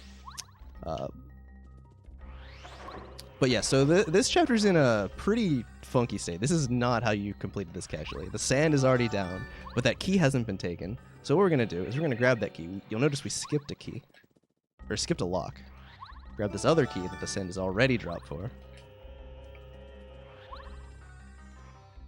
And then you're supposed to not have the Super Hammer yet. We already have the Ultra Hammer. So we can kind of just do this. We're in peril. So if we first strike this guy, that'll kill him. We're a little OP for Chapter 2 right now. Lots of practice, dude. Lots of practice. Been running it for over 2 years now. So that's good. Hopefully we don't get a heart drop. Okay. That's unfortunate. Okay, there's a backup though. We're fine. We're not in peril anymore, which I was hoping to avoid. That would be really annoying. We'll probably lose like 30 seconds or so to that, which would be annoying in a PB attempt, but it's fine. All right, gonna continue on. You might notice that the path down to Toot and Koopa is actually already opened. This sand is already dropped. We don't need to unlock that lock above. Yeah, we skipped the entire section above because we had extra keys. We were able to skip that section where you're normally supposed to fight. Okay, this is. I mentioned we might need to use Eldstar. This is what I meant. Way back in chapter 1. But yeah, this chapter is all kinds of messed up. And then so if I just do nothing, these guys do 3 damage each unblocked, and boom, back in peril. Easy. And so we can do untimed power quake, which is an insanely fast way to deal some damage to some grounded enemies. Luckily, that should be the only enemy that we really had a chance of having a heart drop land on us. Oops. Dude, having backups on deck is the best. Very, very useful. If you're speedrunning a game yourself and you don't have you don't know your backups, it's a bad situation. All right, so this might not make much sense. I already have the Ultra Hammer. Why am I getting the Super Hammer? It's shinier. It's silver. I like silver better.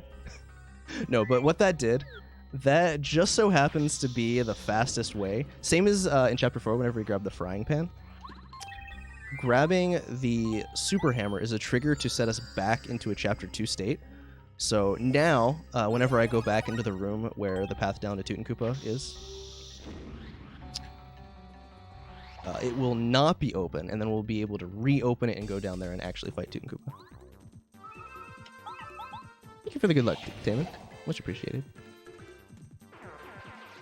Alright, normally, okay, so the route doesn't look quite as impressive whenever you use refresh. Normally I would only have 3 FP right here, and so we would be...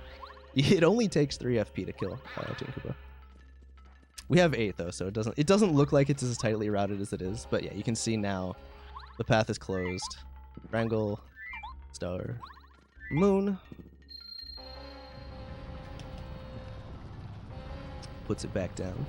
Much faster. Normally, if you're doing a glitchless playthrough, you have to get the Super Hammer, then you have to backtrack all the way back to the beginning. You also have to fight those, the mummy cacti. Just go ahead and save in case of any shenanigans.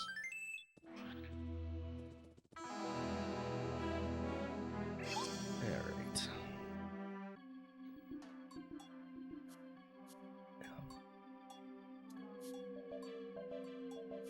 So yeah, he appears.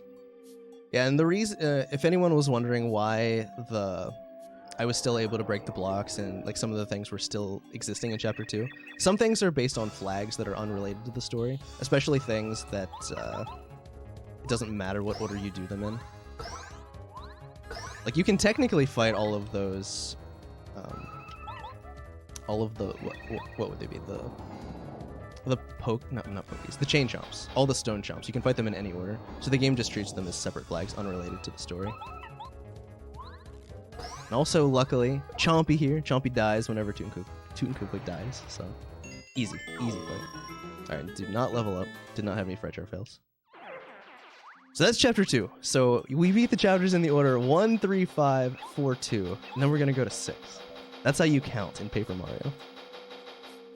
There are, 3 different categories, I think, that all use that chapter pattern. All bosses, all cards, all bosses, and 100%, I believe, are all the chapters that beat...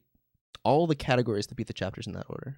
Okay, and then this is the last card LCS we'll be doing in the run. I'm just going to go ahead and save.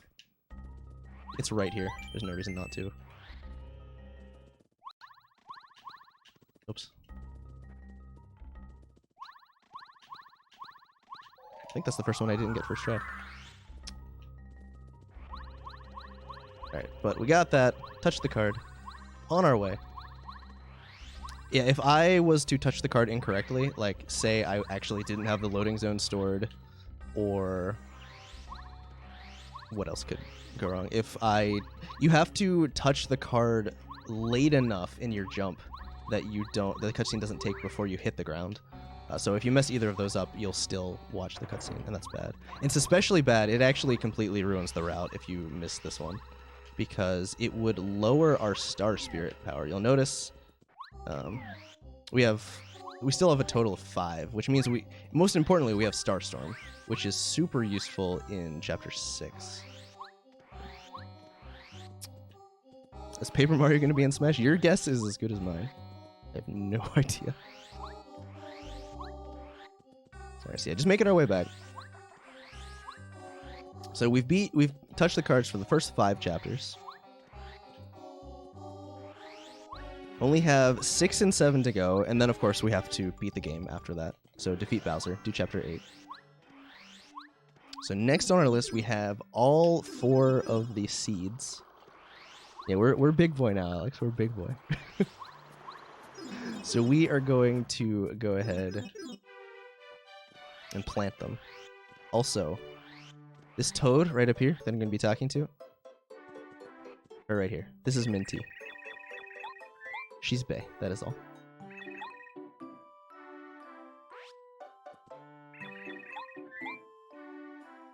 Got that green thumb. Yeah, Paper Mario is a spirit. I think Shadow Queen is as well, if I'm not mistaken. My favorite companion in the speedrun, probably Parakarry. Parakarry is pretty sick. But as far as like casual play, definitely Watt. Watt's the one that I used most often. Yeah, not like there can't be a spirit and a main character, or an actual fighter, but you know. All right, so this plant. Oh, wait. I almost forgot. Very important, actually. No, it doesn't actually lose any time that I did that first. But what I need to do is I need to go in here. Okay, hang on. We're gonna lose some time, but it's fine. I was supposed to do that before I planted the seeds, but it's fine. So we're gonna enter Chapter 6. This will put us back into a Chapter 6 state. I actually made this mistake I did a practice run last night, and I made the same mistake. But I remembered later, so I know this works. And not enough. We need more. Why aren't there anybody asking for more Fire Emblem characters? Okay, so what I was supposed to do is get quick change before I actually entered Chapter 6. I could probably get away with not getting it, but I don't want to chance that. Alright, so we're gonna have to actually talk to Merlon. Before we were in a Chapter 2 state, so he wasn't waiting out here. And he wasn't gonna give us this cutscene, but it's fine. We can still go in. Alright, so ground pound 3 times. And voila! Quick change. There's like a little in-game cutscene that you're supposed to do, or like a little quest you're supposed to do to figure out how to do that, but you can actually do that as soon as you have upgraded boots. There's no check to make sure you've completed the quest. Alright, so now we're in Chapter 6 in earnest. Actually doing it. Alright, I'm gonna go ahead and save. Chapter 6 gets a bad rap. The music, I don't know. It's this music. It is what it is. This music right here is a banger. But unfortunately, in most categories that aren't any %, there aren't a whole lot of glitches you can do. So your time save is going to come from really good movement and knowing that doing the route correctly, which I already messed up. Knowing how to manipulate. Oh wow, these are really far down. See, and sometimes their hitboxes are super weird. All right, this is. Yeah, we're still in peril from chapter 2, but we're gonna level up right here. Just this one dude. Yeah, this is BP. Okay, just making sure. Alright, so back to full stats. Not really what we want, though. Okay, so we're gonna fight this mole. Go back to him. We're actually gonna do nothing twice. And these guys super conveniently put us right back in peril. And then we can go back down, do an untimed Power Quake. Luckily, Power Quake is not, the damage it does is unrelated to the upgrade of hammer you have. It's there's 3 different Quake hammer badges, and so that's the second one. So it always does that base damage, even if you had the normal hammer. All right, gonna go ahead and, oh wow, that was weird. His hitbox activated super late. I've never seen that. Gonna go ahead and kill these guys. Massive damage output. Also a minor thing that we're doing, because we're finishing with Bombette's Power Bomb, their death animation is overlapping with Bombette's animation, and so that saves a little bit of time. Alright, out of FP, but that's okay. I have a Maple. You can go ahead and eat that. Okay. Moles weren't too bad. The first one was a little rough, but overall, pretty decent. Alright, and this will not be leveled up. Okay, but all the moles taken care of. Petunia here is going to give us a bean. Yeah, the reason we can actually skip, if you were to watch an any % run of this game, we would actually skip all the way straight to Lackey. We can immediately get him. But that skips all of these key items that we need to grab throughout the chapter. And then you would get to the part where you plant the vine, and you would have nothing to plant. So that's not really going to work. Okay, so I need to eat a whack right here. A whack is bump. Those are coming into play. Also going to change some badges. Now we have quick change equipped. That'll come into play later. All right, and then these dudes, these flowers, they like to eat the berries that are the same color as them. I don't know if that's cannibalism or what, but that's what they like. So we have to come get this berry. We came in here just for the yellow berry. This room is kind of tough to avoid. Those bees are rough. You know, you would think. Maybe he should, but you know what? You can offset all of the extra sugar that Mario is eating by donating to the I keep forgetting the full name of it. The Diabetes Prevention and Aid Fund. I don't want to get that wrong. Exclamation point donate to find out how. Or the link is right there. Dude, flawless transition. Okay, so we are chapter 6 is a little bit heavy on backtracking, which is why movement is so important. So what's going on here? So you may have noticed there's no sun. Everything's super cloudy and all dreary. And we need to help some people out. Lily here needs the water stone so that she can have her lake back. Oops. So we want to help her with that. So we need to talk to her, find that out. Oh, also, this gap right here, this one that I'm flying over right now, you can technically make that jump without paracarry, but it is A, frame perfect, and B, A, frame perfect, and B, sometimes the frame to jump doesn't exist. Just depending, it's not quite sub-pixel movement, but it kind of is. Just sometimes you get unlucky, so really you'll never really see that RT. Okay, we made it here. We got these Lakitus. They're going to try and fight us.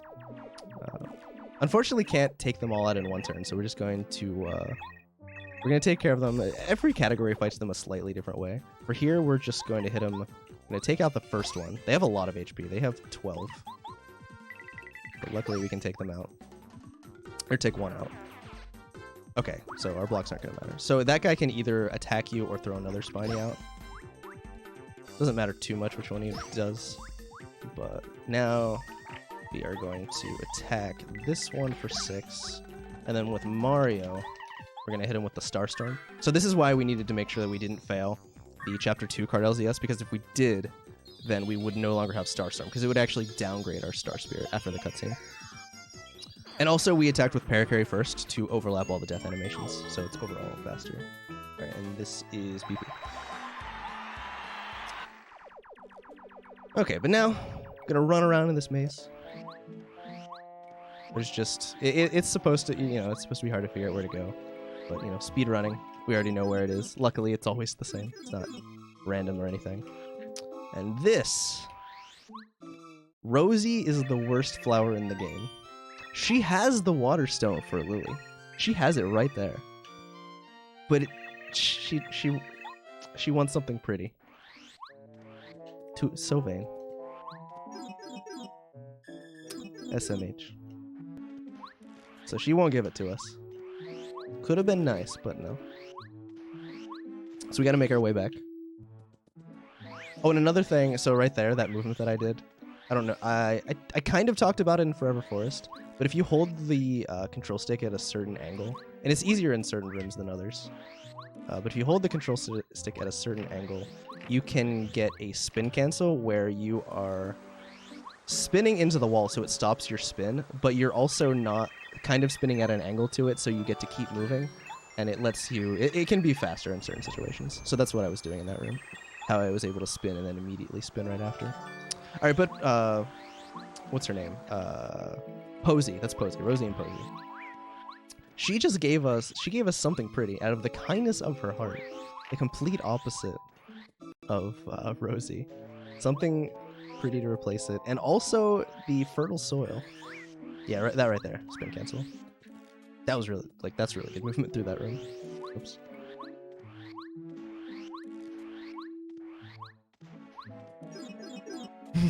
Luigi and Rosie. Yeah, Luigi.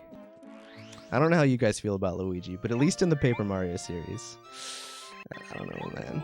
Yeah, someone's literally dying. Don't care. Pretty. Also, she doesn't even, unless she sees the crystal berry, she's like, I'll get this ugly water stone away from me. I don't even like it. It's like, bruh. Gimme. Why are you like this? But it's fine. We're going. We got the water stone. That's what we came for. That's what we wanted from Lily.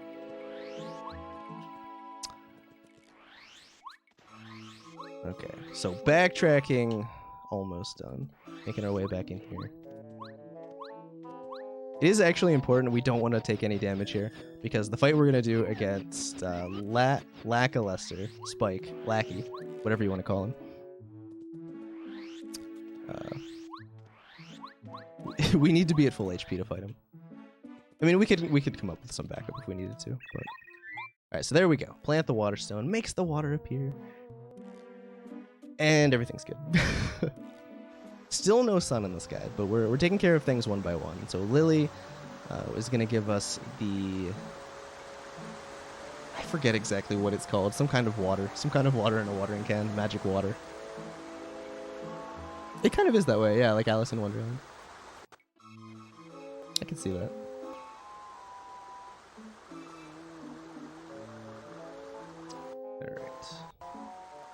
Alright, so there we go. Waterstone placed. Water. I don't know if anyone reads Japanese. I could see it very briefly there. Alright, so this isn't something that I would normally do in a run. Technically what you're supposed to do right here is grab the bubbleberry and then give it to the bubbleberry up ahead. But this is a marathon. And we wanna be entertaining here. Not lackluster. He's very not lackluster. He's kind of the most OP partner in the game as far as glitches go. But I am going to do a trick that's usually only done in 80%. It is faster in this category, but only if you get it like first, maybe second try. So hang on.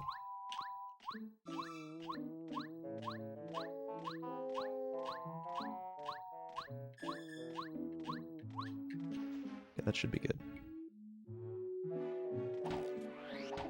Let's go. Okay, that was early Lackey. That was early Lackey. Those were all frame perfect jumps. Loading zone storage to skip getting and using the bubbleberry. I usually don't go for that in runs unless it's any percent. But let's go. I think that saved like 8 seconds. Although like 17-ish frame perfect jumps to save 8 seconds. Oh, we got top step too. This is the run, chat. It's actually not, but that's fine.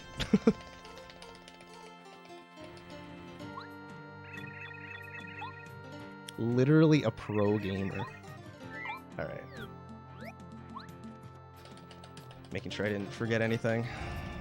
Don't need to change badges. Right, we got Paracarry out. No Sun Tower skip. I'm not that crazy.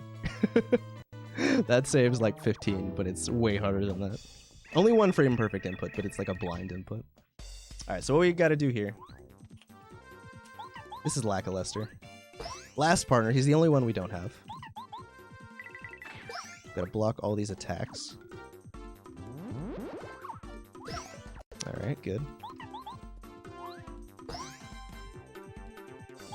In some categories, we'll actually intentionally damage down to 9 HP before the fight and let him hit us twice. But it actually works out better in this category and our damage output to do it this way. Okay.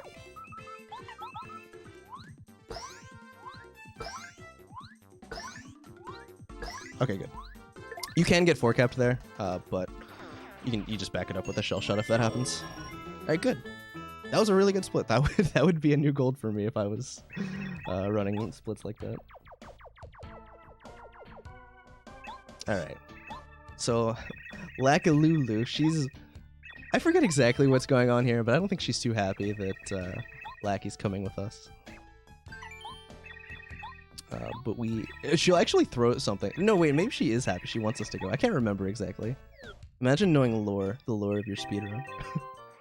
But she'll actually throw Spinies at you if you say no to him joining your party. Alright. Get around this bee. That bee is really annoying. But luckily... Okay, that was good. Yeah, he doesn't want us to hurt. Okay, so we'll... It's just smart to save, especially in a marathon. There's no reason not to. It takes like 2 seconds. But yeah, now we can solve this puzzle. We needed Lackey to go around and be able to hit these different platforms.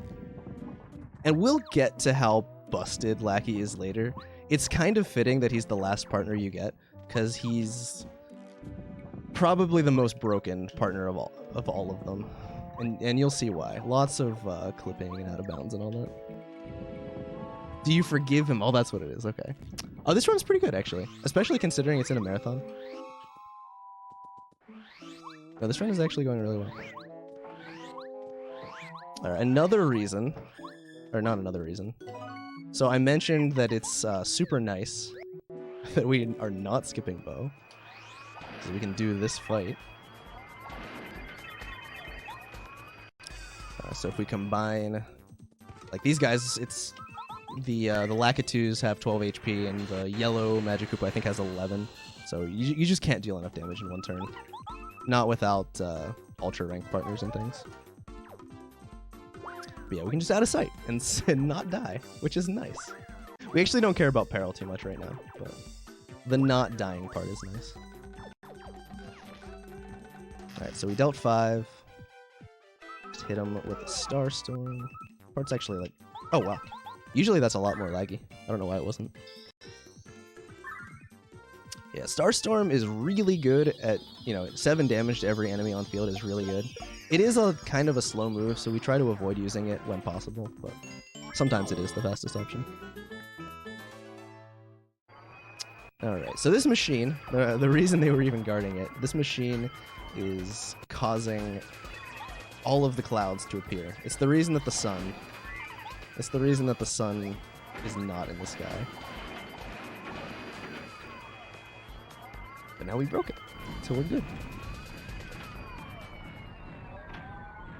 Everybody's happy. The sun can go back in the sky. And the music gets better. The music is actually kind of good now. So if anyone was like, falling asleep, now we're chilling. We're mad chilling. Okay, so now the only thing left to do is go fight big ol' meanie Huff and Puff.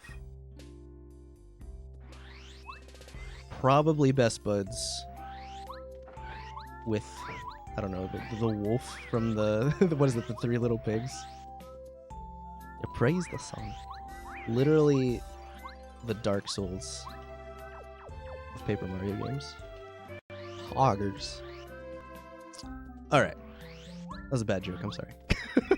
Oh, little fun glitch we can do, if you can call it that. We hop on Lackey right here, and then eat the whacker right there. We can overlap the eating animation and the planting animation. So that's fun.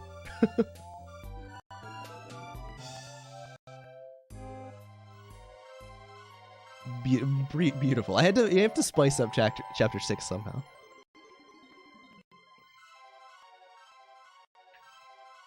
But no, this is overall pretty good. Alright, so Huff is the next boss that I mentioned before. You can kind of just get screwed and die sometimes. Lantern Ghost was the first one. This is the second one. Eventually we're going to do a power bounce, and if we get 3-capped, which there is a 2% chance of it happening, we would just die.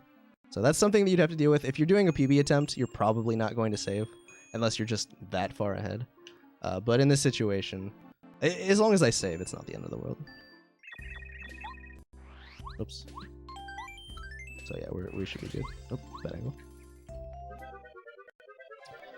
This is kind of a long animation, but even in the any % run. So there's a badge up here. This is the last piece to our like Omega Ultra damage dealing badge setup. Even in any %, they actually ride this the whole way up and watch this big log cutscene just for this badge. And also a little minor time save. I think it saves like half a second. So we need to get on that cloud over on the left. It's actually faster to leave the room and come back. It just resets the cloud to be on a slightly faster cycle. Go ahead and change to Bow. She's the next partner we need. All right, super jump charge. All right, so we're gonna take off power jump, equip super jump charge immediately, and then also power quake because we'll need it later.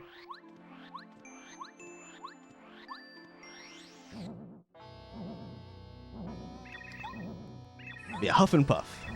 So whenever we're routing for huff and puff. Right, so actually, I should explain what super jump charge does.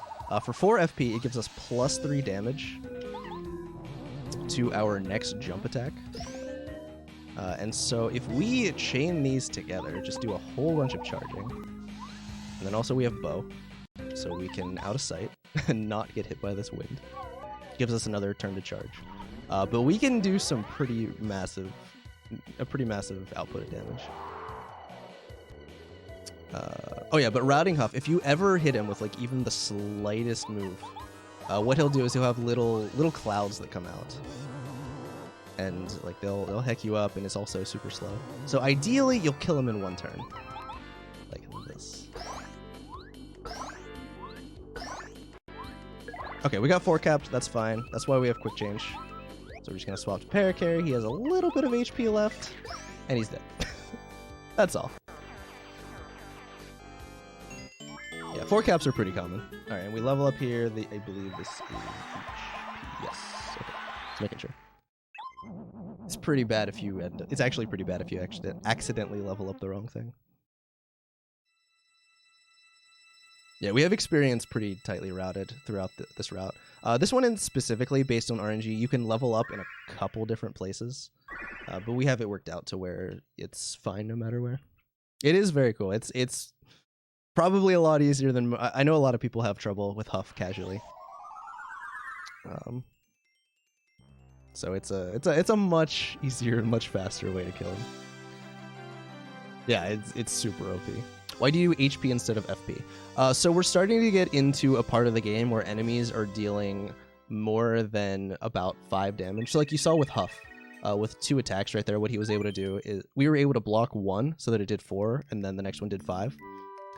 We start having trouble doing it that way with 10 HP on the later bosses. So it works out better for pretty much the rest of the game to have 15, to where usually you can work it out to where you can take 7 damage twice, and that'll put you down to 1 HP. For those who might not have known, or who haven't caught it from the beginning, I currently have on the Mega Rush badge, which makes it so that whenever I have exactly 1 HP, or I'm in peril, it gives me +4 attack. So in pretty much every situation, we want to get down into peril. OMG, I know Red Hawk. Yeah, but it just works out that this is the best place to upgrade that. All right, so this is where we're using the sneaky parasol. Like I said, this is literally Super Mario Odyssey. Odyssey is a ripoff of this game, TBH. Yeah, copy the Magic Koopa. Walk all the way to one end of the castle. Walk all the way back to the other end of the castle. Then walk all the way back to the first end of the castle. It's great. No way to skip it. For those who might be wondering why we didn't do card LZS on that specific card. So, because we were able to just, touch the card and not get it. That worked in previous instances because we were able to trigger the next chapter at other means. Unfortunately for chapters 7 and 8, there is no way to trigger them other than either beating the previous chapter or doing a glitch. Actually, it's a glitch that we will do, but for a different reason, called Peach Warp, which lets you kind of beat a chapter automatically. But if you were to do the chapter 6 card LZS, the game, you'll have touched the card and the card will be gone. Not to mention it's like an insanely hard one where you have to jump upstairs and no thank you. Much harder than a normal one, and much longer. Oh, I think he just meant haha. Typo. But if you did that, you would still technically be in Chapter 6 just with the card gone, and then the only way to get to Chapter 7 would be to do a peach warp, and then you would have to just watch this cutscene anyway, so it's faster to just watch this cutscene. Nah, Twink isn't suspicious at all. My headcanon is that they just think that Twink is this Clubba's prisoner. It satisfies my it satisfies my lore, my head. I already said headcanon, but yeah. All right, so we successfully didn't accidentally press B and untransform at a bad time. That would be unfortunate.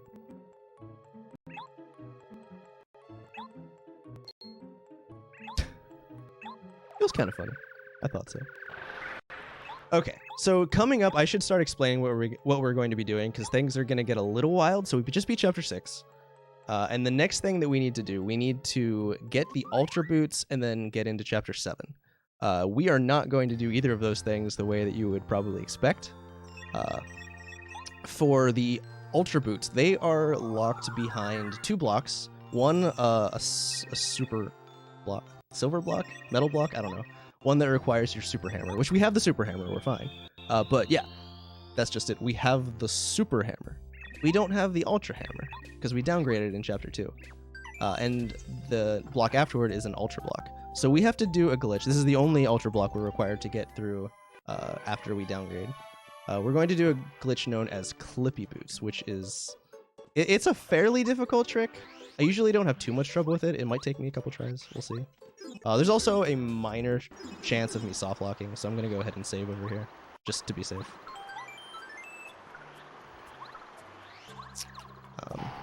But basically what happens, I am going to... You hear the word frame perfect come up a lot in this game, because a lot of the tricks are frame perfect. But I am going to attempt to frame perfectly open the partner menu at the same time that I am encountering an enemy. And so what that'll do is it will kind of, in memory, force me off of... I'll be riding Lackey at the time. So in memory, I will be forced off Lackey, but I will actually stay on him. And so I'll be able to sort of get off Lackey twice. All right, let me go for it. All right, nice, first try. Okay, and run away. So I'll get off him twice, which puts me in a weird state where Mario... It's called Clippy. Mario has the same hitbox that he does. Oops, on Lackey. So it lets me get on top of this block. I'm a little worried. Okay, no, that was perfect. That was perfect. So what just happened? I was able to get on top of that block because I had the same hitbox that I have whenever I am on Lackey. And then whenever I'm in that state, it also has the weird property where if I try and hop on Lackey again, what it does is it immediately puts me on Lackey. There's no, like, animation. And, oops, that was weird. It immediately puts me on Lackey, and it warps me... Okay, let's see. Make sure I get this right. It warps Lackey to my X and Z coordinate, but then it warps me down to Lackey's Y coordinate. And so if I position it just right like I did, it ends up putting me behind the block. And so... Clippy Boots. You skip behind it. And so now I have the Ultra Boots, and did not need to use the Ultra Hammer to get it. Next thing, we need to go to Chapter 7. Why am I going to Chapter 5? Didn't we already beat this chapter? Yes. Yes, we did. But we are going to do a glitch called Peach Warp, which I alluded to earlier. First thing, we need to get to the end of the chapter. It's a little bit easier and faster now that we have Lacking. We can just, like, ride on the lava. Yeah, a remake would be great. Spin down through here. It's already completed, so we can just run through. Don't have to watch any cutscenes or anything. Although that's still... for some reason, that appears every single time you're in this room. Not sure. You'd think that they would have made it just a one-time thing. But no, every time. And it's actually faster to wait on this and spin across than it is to try and ride Lackey the whole way.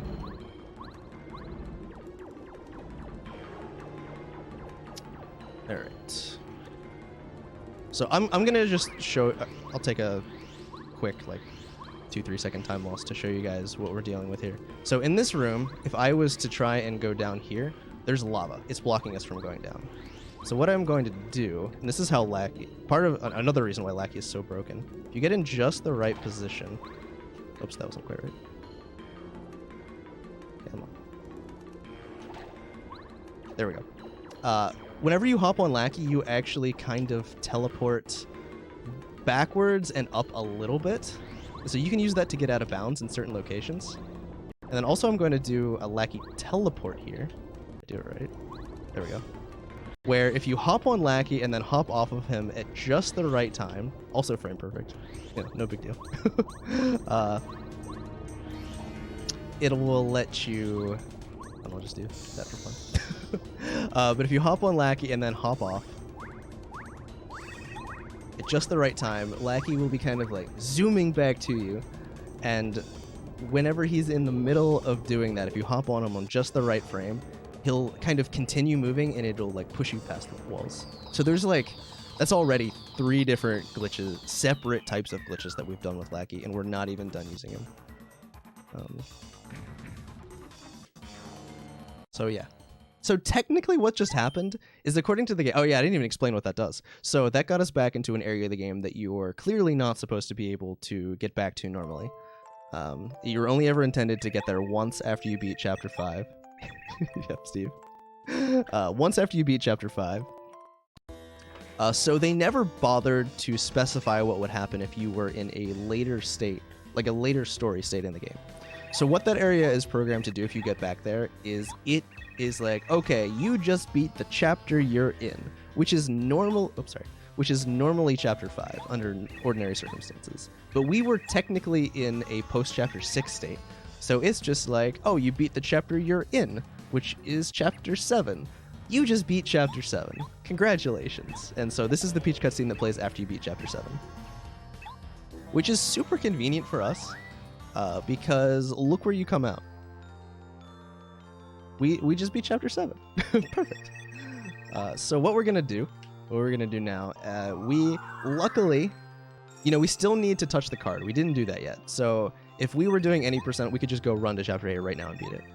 But lucky for us, entering the Crystal Palace is a trigger to put you back into Chapter 7. Just so happens to work out that way. So now we entered this room. We're in Chapter 7. It put us back. So we can beat it like normal. We don't have to do anything tricky like grab the super hammer or grab the frying pan or anything like that. And that skips the entire beginning, much to my dismay. That skips the section with the penguins. The bumpties. Alright, so next thing we're going to do, more Lackey shenanigans. Now, if we go over here and we kind of push Lackey from the start, he remembers where he was. He remembers that starting position that he was in. So we can do another Lackey teleport. Nice. So that just clipped us over to the other side. That's a mirror clip. Even though it's technically not a mirror, but I guess we don't find that out. But yeah, I just clipped to the other side. This game is pretty wild, yeah. All the different stuff that's in it. Like, it's... in the beginning, it was a little slow at, you know, explaining what was going on, because it was like a bunch of cutscenes. But you get to this part of the game, and I'm just non-stop explaining. This is what's going on. This is what we're trying to do. This is this broken mechanic. It gets pretty wild. The Paper Mario series in general, like, the 1000-Year Door is, even though it's a direct sequel to this game and uses... I'm pretty sure that... it's based on the same engine. It's different enough that the glitches in that game are just entirely different. Still lots of sequence breaking all over the place and whatnot, but it's in a very different way. Even Super Paper Mario is pretty busted. Not quite to the extent that the first two are, but still. So what clipping to that mirror did is, well, it skipped a fight with the Duplighosts. There's normally supposed to be 2 Duplighosts that you encounter because, oh, you figured out how to get to the other side. But we just skipped their trigger, so we can get down here. These are technically Duplighosts here. Luckily, we always know you're supposed to figure out which one is the real one based on what they say. I think you can see that one has hearts. You can even see it in the Japanese. This one, I don't remember. Exclamation points maybe. And this one, I don't know. I don't remember what was different. But this is the real one. That's the real bomb. We get a kiss. It's good. Oh, and okay. Sorry, I missed this a few. All right, sorry, Birdist. I have been so focused on the game. Thank you for the $10 donation. My bad. Bad streamer. All right, but that gave us the key. Let's get through the red door. And now there are these 3 clubbers. Who knows casual play? Alright, so these clubbers, there is no way to skip this that we know of, other than skipping the chapter entirely. So you kind of just have to fight them. Luckily it works out, like for instance the first one, that Magikoopa always runs away if it's the only one. That's not the case for every Magikoopa in the game, but it is for that one. Alright, and then this clubber though, it's actually kind of funny. We are going to use the Star Spirit that you get from beating this chapter to help us beat this chapter. Yeah, sorry for the delay. That's my bad. Alright, hopefully it works. Good, okay. It's a 95% chance to work on each enemy. But sometimes you still get hacked. Not a huge deal. We can still use paracarry to use up and away. But oh, another thing that I want to point out. Oh wait, what? The fight here, yes. Okay, making sure that was the item. Actually kill these guys. We're doing these fights a certain way to make sure that our experience ends up exactly where we want it. So gotta kill the right enemies. Alright, and then that is not a level up. Okay. Okay, watch, I have 37 coins right now, by the way. I got 1 coin. I meant to point this out earlier. Now I have 39. Weird thing about that room, and I guess if you don't believe me, you can check the VOD, but weird thing about that room is that the coins in it for some reason count for double? I don't know why. I don't know if anyone's ever like really looked into it, but all of those coins that you get count for 2 times. Oh, also you might notice that because we never actually revealed that the other side isn't actually isn't a mirror. Sometimes Mario just appears on the other side where he's not supposed to. It's not supposed to happen anymore. Also, this quiz, or not this quiz, this puzzle, I don't know how you're supposed to know which one's real. I mean, it's a little too hard for me. I'm just gonna skip it. It's too hard. I don't know, Chad. Which one did you think was real? I have no idea personally. Alright. Yeah, like see right here, I'm just passing through my own reflection. Game did not intend for you to be here in this way. Yeah, just 2 models to appear, basically. Hidden block, jam and jelly. Super nice, plus 50 FP. We never even get close to having 50 FP, so. Also, this badge right here, we come actually all the way over here just to get it. All the way down here. Oh, all the way down here. That's P up, D down. So that gives us +1 power at the cost of 1 defense. And as long as we route things well, which we have, the route is already planned out. That +1 damage is really, really nice. Like, you combine that with what we're already doing with Power Bounce and Mega Rush and Super Jump Charge. And yeah, it gets us into some... It can give us some really good damage output. Alright, so we're just running around here. Part of the gimmick, I guess I never specifically mentioned it, part of the gimmick of this dungeon, I guess, is that if you do things on one side, like the top or the bottom, it affects things on the other side. So by pushing that statue up top, it had opened it up so that we could get down in the hole down here. So like this statue was covering up that hole before I pushed the statue on the other side. Alright. And then right here, gonna go ahead and prep for the next fight. Swap to Watt. This chapter is super cool. Alright, so now you have to, the same thing here. You have to look and see which direction the statues on the bottom are facing so that you can push the top ones. And you change their direction by talking to them. who plays casually? What's a casual experience? Okay, this is going super well so far. The run, I think we have a little bit, probably have like a little extra time, so I'm going to take a slight time loss to do this. So one thing that they never bothered to, I guess, account for is if I push this back down here, and then I turn this around. For some reason, you push this like that, Mario just goes, yeah, he goes flying. That's the thing. Swag jump. Alright, we're gonna hit the heart block. We're gonna save, because here is Crystal King. Okay, yeah, we're good. Didn't need to do any badge quips or anything. So Crystal King this guy has so much HP. He has 70 HP. Which, I mean, I guess this is the second to last chapter of the game. But it's still a lot. Alright, so here's what we're gonna do. So he's got these bits. He's got these crystal bits out. They only have 1 HP, but they kind of pack a punch. So we're gonna take 1 out. We're gonna block 2 of them. So somebody asked earlier why we upgrade our HP. It's to make doing a fight like this a bit easier, giving us time to charge while we can also get back down into peril without having to take too many turns or use like repel gels or out of sight more than we need to or anything. Alright, so that, we blocked those first 2. Knock another bit out there. These guys will do 4 each if I don't block them. So that puts us in peril. Still have 1 turn left where I can charge. I can do nothing here. Alright, so we have 4 out of 20 FP left. Good number. We power bounce. Alright, nice. We got a good cap. Actually could have kept going. Didn't even cap me. But yeah, that's how you take care of Crystal King in a speedrun. Very, very hardcore. Another thing that I didn't really mention earlier about why charging and killing enemies in 1 turn is super good is most, keyword most, of the bosses in this game have different phases based on how much HP they have left.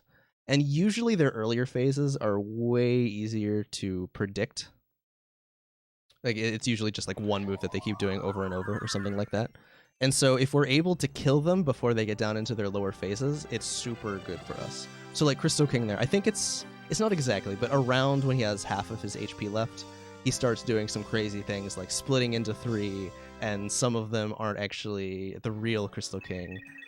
Sometimes you can, or sometimes he'll hit you with ice and try and freeze you. He has a move, he can just heal. So yeah, avoiding that one. Oh, avoiding that type of stuff is nice. It's just like, what's going on? Also, deja vu. Didn't we watch this Peach cutscene already? Dude, Crystal King in my casual playthrough was I don't know why I didn't have trouble with Huff. I know a lot of people do. I think I beat him first try, maybe second. But Crystal King, I remember, took me a lot of tries. I don't know why him specifically. I probably kept getting frozen or something. Also, he kind of comes out of nowhere. Nobody talks about him in the game. He's just kind of like, yeah, I'm the boss guarding the Star Spirit. Deal with it. Right, but yes, we have now completed the objective of all the cards in the game. The category is all cards. We now have all the cards. No, it's just you, Pepsi. It's just you. Totally didn't already do this. But yeah, so now we can run to Chapter 8. Now it's a race just to finish the game. And so we're in a pretty good position. We have some level ups. We have some upgraded partners. Good badges, which is nice. It's nice actually having resources in the endgame, because you don't have that in some categories, like any percent. Any percent, you go into Chapter 8 at level 2, which is, it's kind of an RNG fest, and kind of is an understatement. But, oops. Alright, just kind of avoiding enemies on the way back down.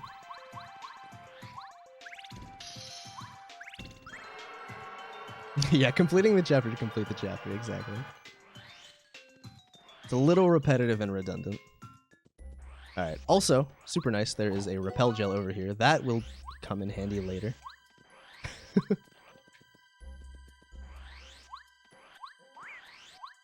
Jump around these, the Lickitungs.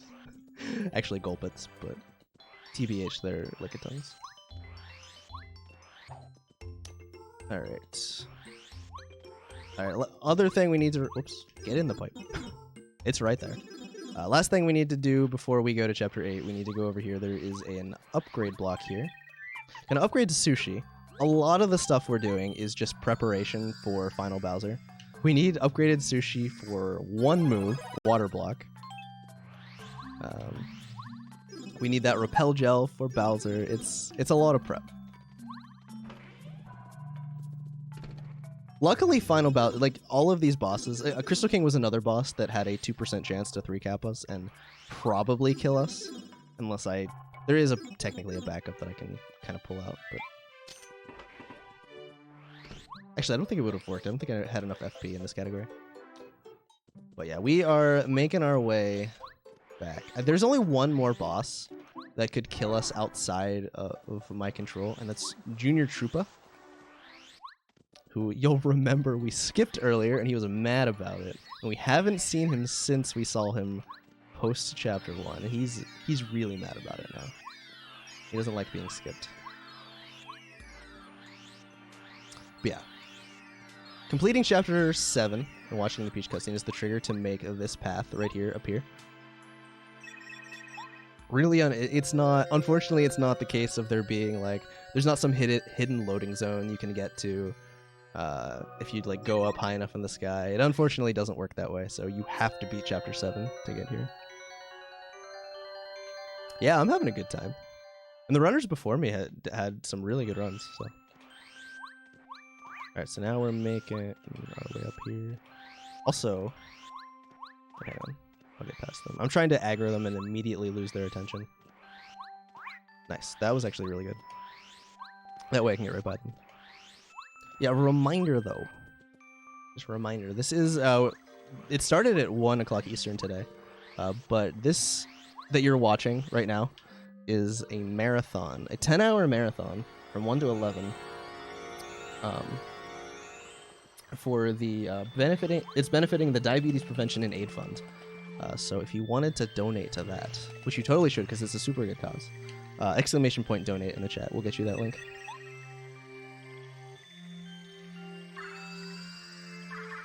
Alright. So now we're getting, so we have all 7 Star Spirits saved. Technically, you only need to save the last one, and then it thinks that you saved all of them. But, not important. So because we have all of them and we came here, we just got the Peach Beam ability. Or no, sorry, we got the Star Beam ability, my bad. Peach Beam is later. Star Beam will not be enough, we'll come to find. But that's okay. So now we can go to Chapter 8. Little known thing, I don't think that a lot of people know. Starbeam is not just useful on Bowser. It also has the, I don't know if it's hidden. It might actually say in the item menu, or in the menu. I don't really know, and I can't really check right now because it's Japanese. But if you use the Starbeam on any enemy that has some kind of status effect, like it's charged an attack or something like that, it'll actually completely clear the charge. So it's, and it doesn't even take any star power to use, it's free. So, like one thing we weren't sure if it would work, but we tested. Super Blooper. Super Blooper is the third blooper that you fight in the sewers, has a move where it charges up red, and then it deals out like a ton of damage. If you go and fight him when you have Starbeam, you can just take away his charge with it. Kind of wild. I mean, it's probably better in most situations, probably to use out of sight, you know, casually. Oh, that is not what I wanted to do. That's fine though. We're leveling up anyway. Actually, that should probably save. Now that I think about it. Okay. Okie doke. Alright, this is an FP upgrade. Yo, we got the actual definition. Let's go. Oh, does it actually say that? Maybe I just never read it as a kid. I never knew. Actually, that's probably useful. Some people might be aware. I've never played it myself, but people are probably aware of the ROM hack. Pro Mode and Master Quest. I'm pretty sure it's probably pretty useful for those two.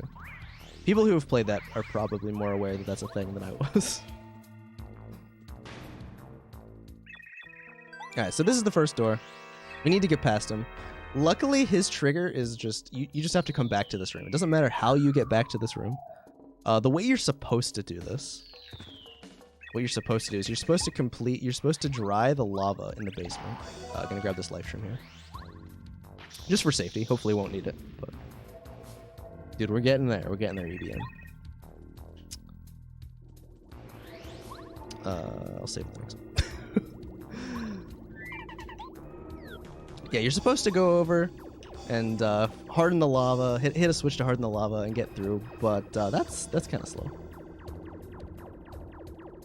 So we're not going to do that. We're going to go all the way over here, which you're supposed to... There's the badge over here. Also, speed boost. Very fast. Very important. Very important to the run. It is kind of a long run. This is true. What are we at right now? I've been 2.5 hours, yeah. Oh, man. Get the raid from Cheese. Cheese's run is next after mine. If you guys are excited for that. Right after mine, he's up. Alright, but what we're going to do right here... Yeah, thank you for the raid, Cheese. Alright, so if we just kind of stand in the right spot and spin jump, we just kind of clip up through that block, and then we can use paracarry to get over top of that wall, and that just gets us right back. Oh. And so we can just skip the entire basement section. Yo, how you guys doing? How was Cheese's raid? Or how was Cheese's stream? And yeah, he's just like, yeah, you made it back. Keep going.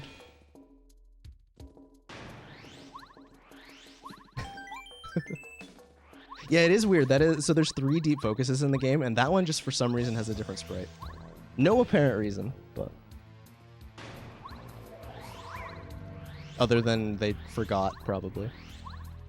All right, next section here. This is the flood room. Normally what you're supposed to do is you're supposed to go back and forth, changing the different water levels in the room. That's slow.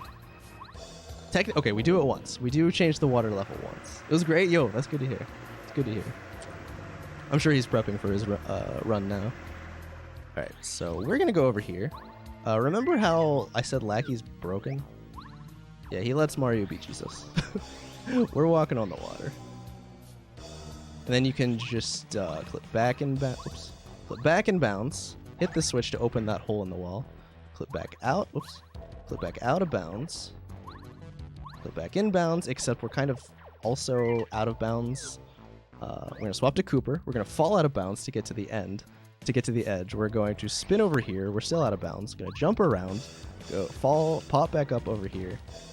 We're going to do what's called a Cooper super jump to fly in the air and grab the key and fall back through the floor. Anytime that you fall out of bounds, until the next time you change Y position, you actually have a Cooper super jump stored that lets you just fly in the air the next time you use Cooper. And then we just clip back out of bounds the same way. Now we're breathing underwater. It's fine. Don't worry about it. And then now we just got the cheese raid. We're going to do a trick known as Cannonless. Definitely an original trick name that has not been used in any other game ever, that lets us skip the cannons and just kind of fall out of bounds. See these cannons? Well, they don't see me. Very, very original trick name. Yeah, I'm just gonna go around them all. Don't need them. Don't care about them. Alright, hopefully this guy cooperates. Okay, yeah, okay, he did. Sometimes that guy gets you, and it's unfortunate.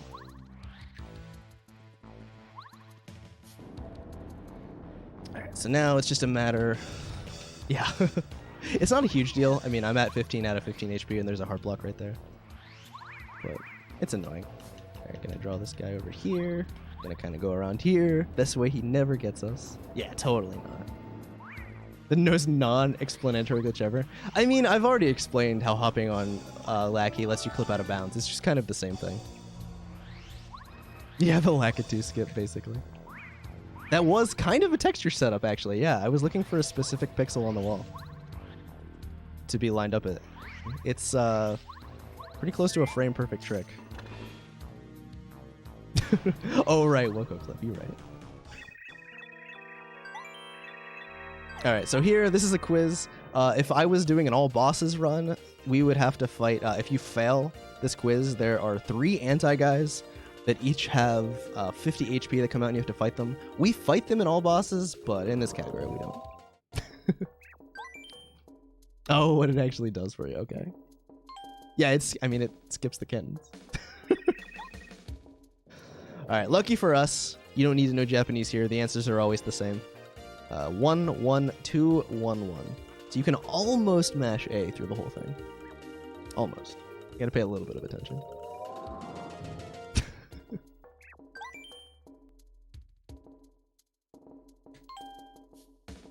Alright.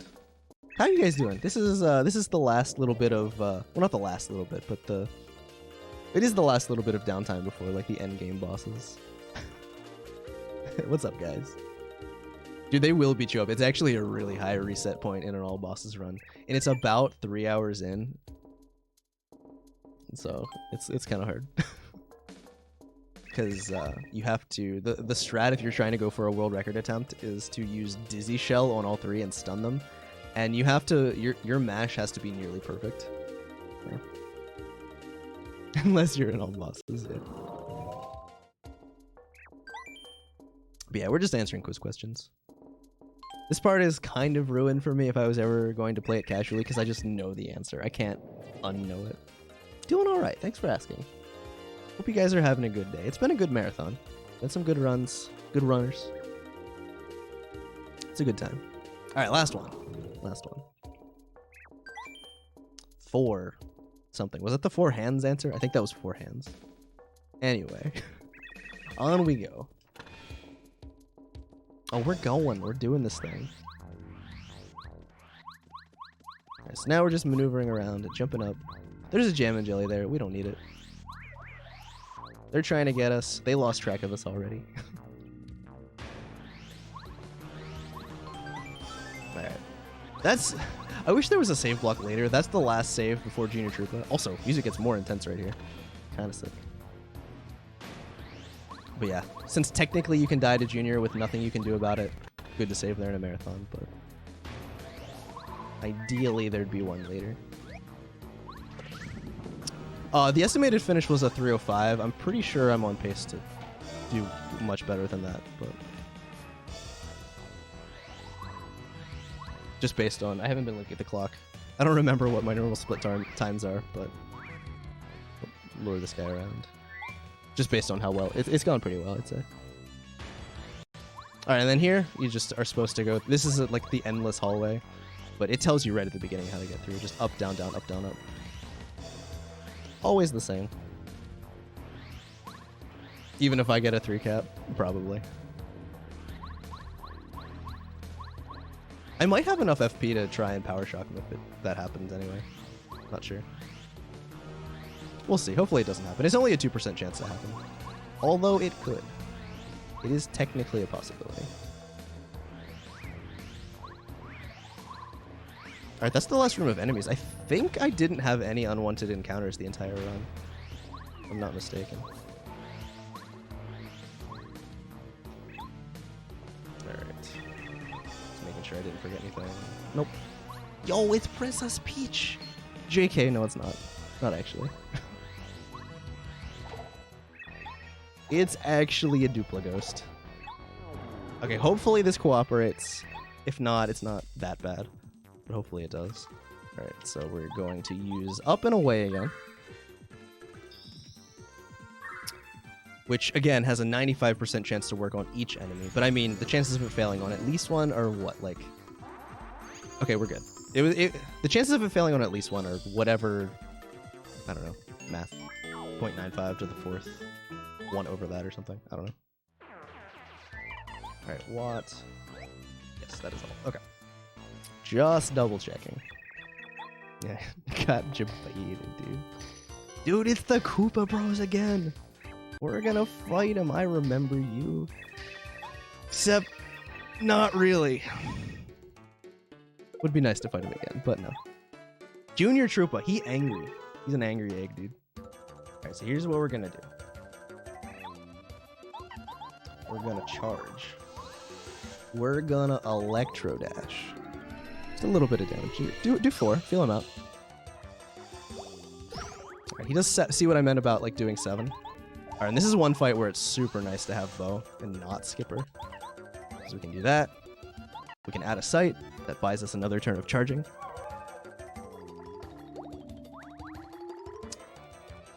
And then we can charge again. Dude, it did.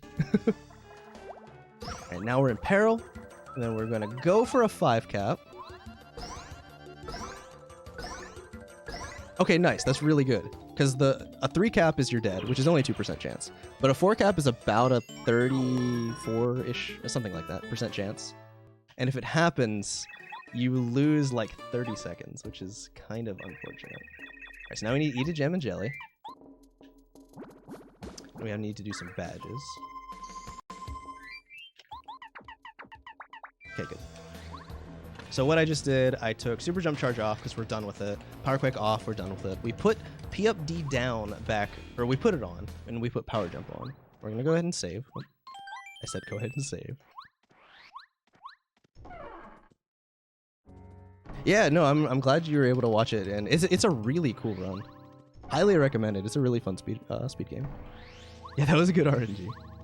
66% chance you get a 5 cap, I believe. Alright, so now the only thing left to do is to beat the 2 different versions of Bowser. We've got Hallway Bowser and then Final Bowser. Hallway Bowser is a little bit of a joke, kinda. You may notice I'm already going in at 1 HP. This is, if you make it past this, if you do bow skip and you make it past Junior, a lot of runs die right here because you don't have out of sight. Alright, so we're gonna try and, oh, not that. Power bounce as much as we can. Okay, 4 cap, that's average. That's what you can get 3 capped. It's like, it's a much higher % chance to get 3 capped than other bosses. A perfect fight would be a double 5 cap. That was a 4. I can kill right now if I get a 7 cap, which is like 1%, I think. Okay, double 4 cap. That's pretty average. That's good though. That gets us a 3 turn. So, you know, he's using his Star Beam. He's he's invincible, right? Nah, he just has a lot of defense. Not enough though. And also, we routed our experience very specifically so that we do not level up right here. The entire run, like, the experience is very tight. Because if we level up right here, we're no longer in peril. Oh, we won't forget about Twink, don't worry. So that was a pretty average fight, I'd say.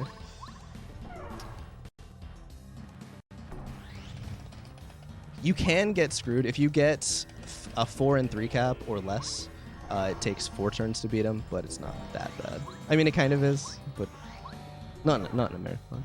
Alright, we're gonna save, you know, just to be safe. Save before the final boss, right? Oh, this isn't a race. This is just a run, but it is live. This is a live run. At McGruber. Alright, one more badge equip for the road. Oops, didn't make it all the way. Gonna put on take off Speedy Spin, put on Fire Shield. And now we fight Final Bowser, which a lot of what we've been doing this whole time leading up to here. I know, right? Like, you think that. And it's certain things he is invincible to. What is it, like special moves can't hurt him, like Star Storm will dink, Watt's attack will dink, certain things will. But if you deal enough normal damage to him, I think it's only like +4 defense or something. No, not quite tip-top yet. Tip-top. I mean, we can call it tippy. It's kind of tippy. All right, so now, surprise, surprise, power bounce. All right, that was a 3 cap. It's a 50-50 chance to get, like, you have a 50% chance to get 3 capped here, so it's pretty standard. Not what we want to see, but it happens. Luckily, damage that you deal... There's 2 phases to this fight. Luckily, damage you deal in phase 1 does carry over to phase 2. Okay, that's unfortunate. It's not what you want to see, but it's not the end of the world. We should still be fine. I mean, we definitely are still fine, because I have a life room. I'd be a little worried if I was doing a PB attempt and that happened, though. No Tippy Toad, I'm sorry. There is a Toad in Peach's castle, but he's chilling, he's hiding in a closet. He doesn't give you a star. He does give you a bed to sleep in, though. Well, you can run away from encounters. So if you get an unwanted encounter, you just run away. But yeah, if you kill extra enemies, that would be a bad thing. A very bad thing. Oh yeah, and he is actually invincible right there. You actually can't deal damage. Dude, he should give you a free star piece. That'd be sick. All right, very important fight here. Hardest fight of the entire game. You gotta, deal enough damage. Okay, during this, let me explain how this next fight is going to go. So, what we need to do is we need to get into Parallel Bowser. We get our stats all refreshed at the beginning, so we always start at full HP. Bowser, on the first 2 turns, has 3 different moves that he could potentially use. His claw attack, he's got his claw attack, he's got his butt stomp, and he has fire. Butt Stomp and Claw both do a base 8 damage. If you block them, they do 7. So those would be good. His fire does 10 though, base. So that's an issue. So the badge setup that we have so we have PFD down on, so that actually makes them deal 1 more damage. But we're also going to be using Water Block on turn 1, which will cancel that out. Which means then if you block it, it's back down to 7 from the normal 2. But the special thing is that Water Block actually gives you +1 defense normally, but +2 against fire attacks. And then we're also using Fire Shield, so that gives you the extra 2 defense on Bowser's fire, that every single attack, if you block it, does 7 damage. And so if you're doing the math, we have 15 HP, 2 attacks that give us, excuse me, that deal 7 damage each, put us at 1 HP, which is perfect for what we're trying to do. Gives me lots of chance to power bounce. And so I'm going to be doing... Basically, I'm guaranteed at least 3 bounces with every power bounce. Luckily, in Phase 2, the percentages are a little bit nicer than Phase 1. You usually get at least a 4. And so I need to deal an extra 7... If I want to save using the Life Shroom, I want to deal an extra 7 damage from 4 and 5 caps. So usually that ends up being like 2 4 caps. Dude, we big brain. Also, it's super nice because Bowser can heal in he can heal in either phase, but it's super nice because whether or not he can heal is based on the differential between your HP and his HP. He can't heal on turn 1, but he can on every other turn, but we stay at low HP the entire fight, so we never even give him the chance to heal. So now I just have to execute and not miss blocks. If I miss blocks, it's gonna be a bad time. we got Peach Beam now, so we can actually take off his invincibility.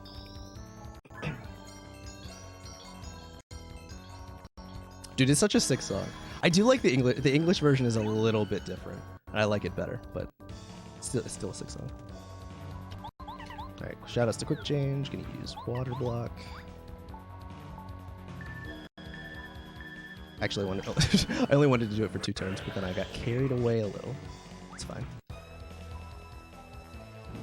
Alright, good. Alright, now we're gonna power jump Shell Shots.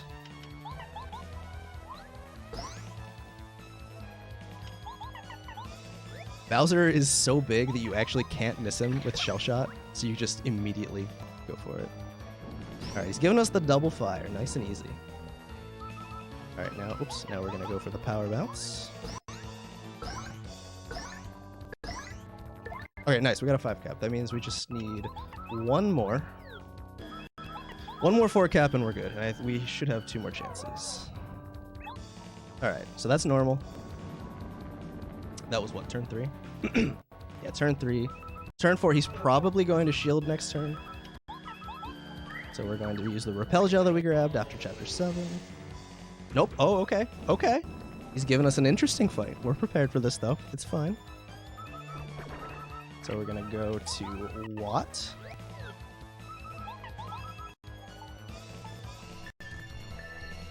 We'll get the power turbocharge. All right, nice. We've dealt enough damage, enough extra damage. Okay, he's shielding. That's normal. That's good. So now we're going to take that back off of him.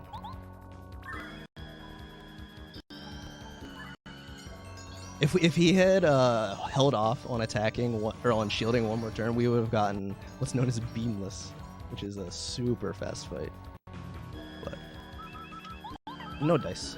Right, he's probably going to wave this turn. Not that it matters because we're using out of sight. Oh, lightning. Interesting. Doesn't really matter, but interesting. This is a weird this is a weird fight. And then just do 3. And he is dead. And that's how we beat Bowser. He gone. If I had gotten unlucky, I would have, like if I had gotten bad caps or something, like a bunch of 3 caps, then I just would have lost my life shroom and then dealt like a Starstorm probably to deal enough damage. But you know what? We're chilling. That is Paper Mario. Technically the run's not over yet though.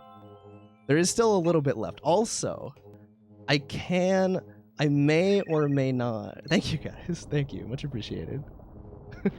we don't get to yeet Bowser off the edge. The game does it for us. But yeah, okay, so there's one more quote unquote glitch in this game. Luigi skip. Do you guys want me to skip Luigi or not? It's as simple as holding down. That's all you gotta do. I personally want to skip him. Skipping him saves 8 seconds.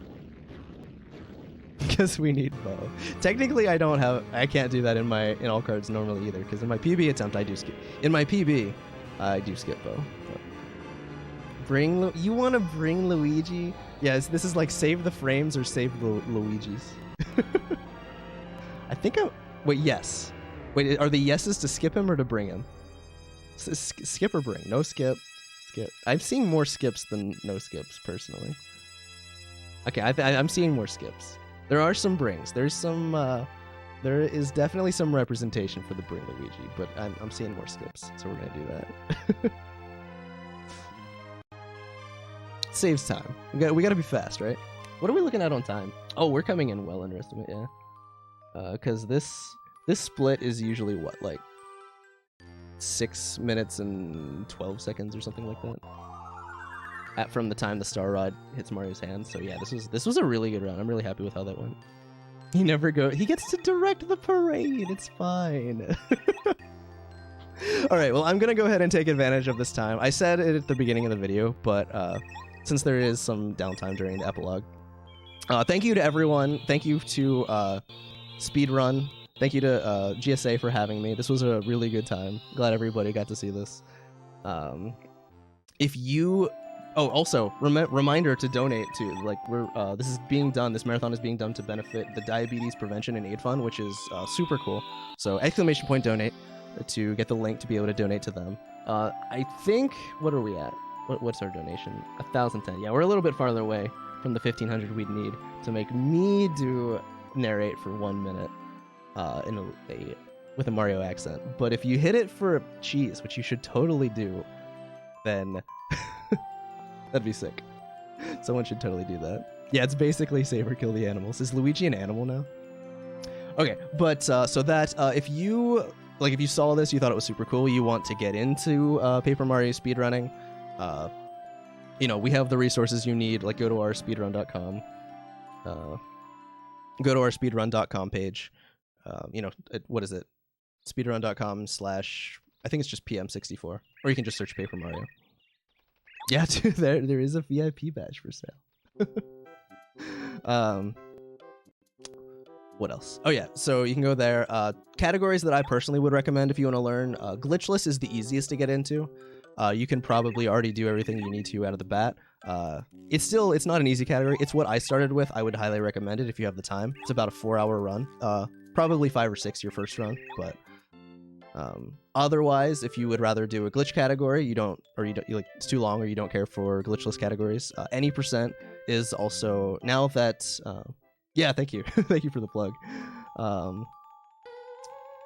Any percent Glower, I'm Glower, who has like all the world records in this game, has made a very good beginner route. We have links to the routes and everything, and he's also done an example video that he has on his YouTube that you can find the links to.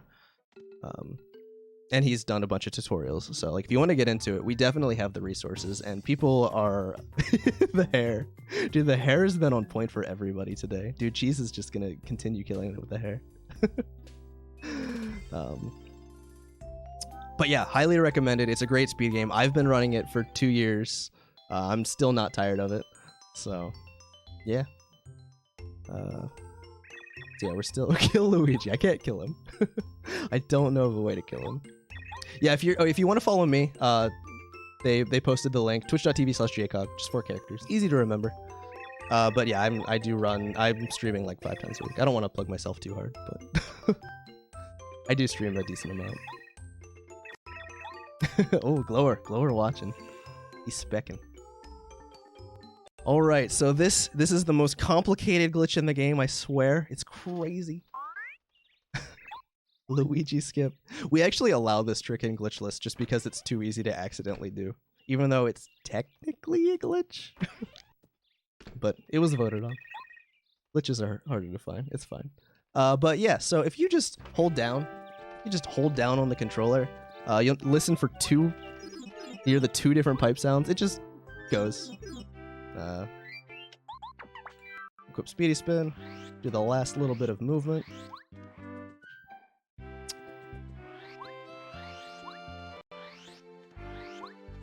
Go spin through all here. Hit the door, open the door, and then you just hold B to the end. All right, let's see what we got. Okay, this was really good for a marathon run. I'm super happy with how this went. And thank you to everybody who donated during the run. But yeah, next up after this we've got Cheese doing some SM64. I missed the category, but time is on Peach's hands, and there it is, a 2:57:35, which is not bad at all for a marathon. For anyone wondering, my PB is a 2:51, I think, which uses some more risky strats that save a lot of time, such as bow skip. But yeah, there's Luigi. For all you Luigi fans, he's leading the parade. It's fine. All right, but stick around. That is going to be it for me. Again, thank you to Speedrun, twitch.tv/Speedrun, GSA, for having me. I had a really good time. And, oh, okay, Cheese is doing a 120-star randomizer nonstop. So if you've never seen that, it's 120-star, but whenever you grab the star, it doesn't kick you out of the level, you just keep going. So it's super fast-paced, super entertaining to watch. So definitely stick around for that. But yeah, that's going to be it for me. So, yeah, thank you.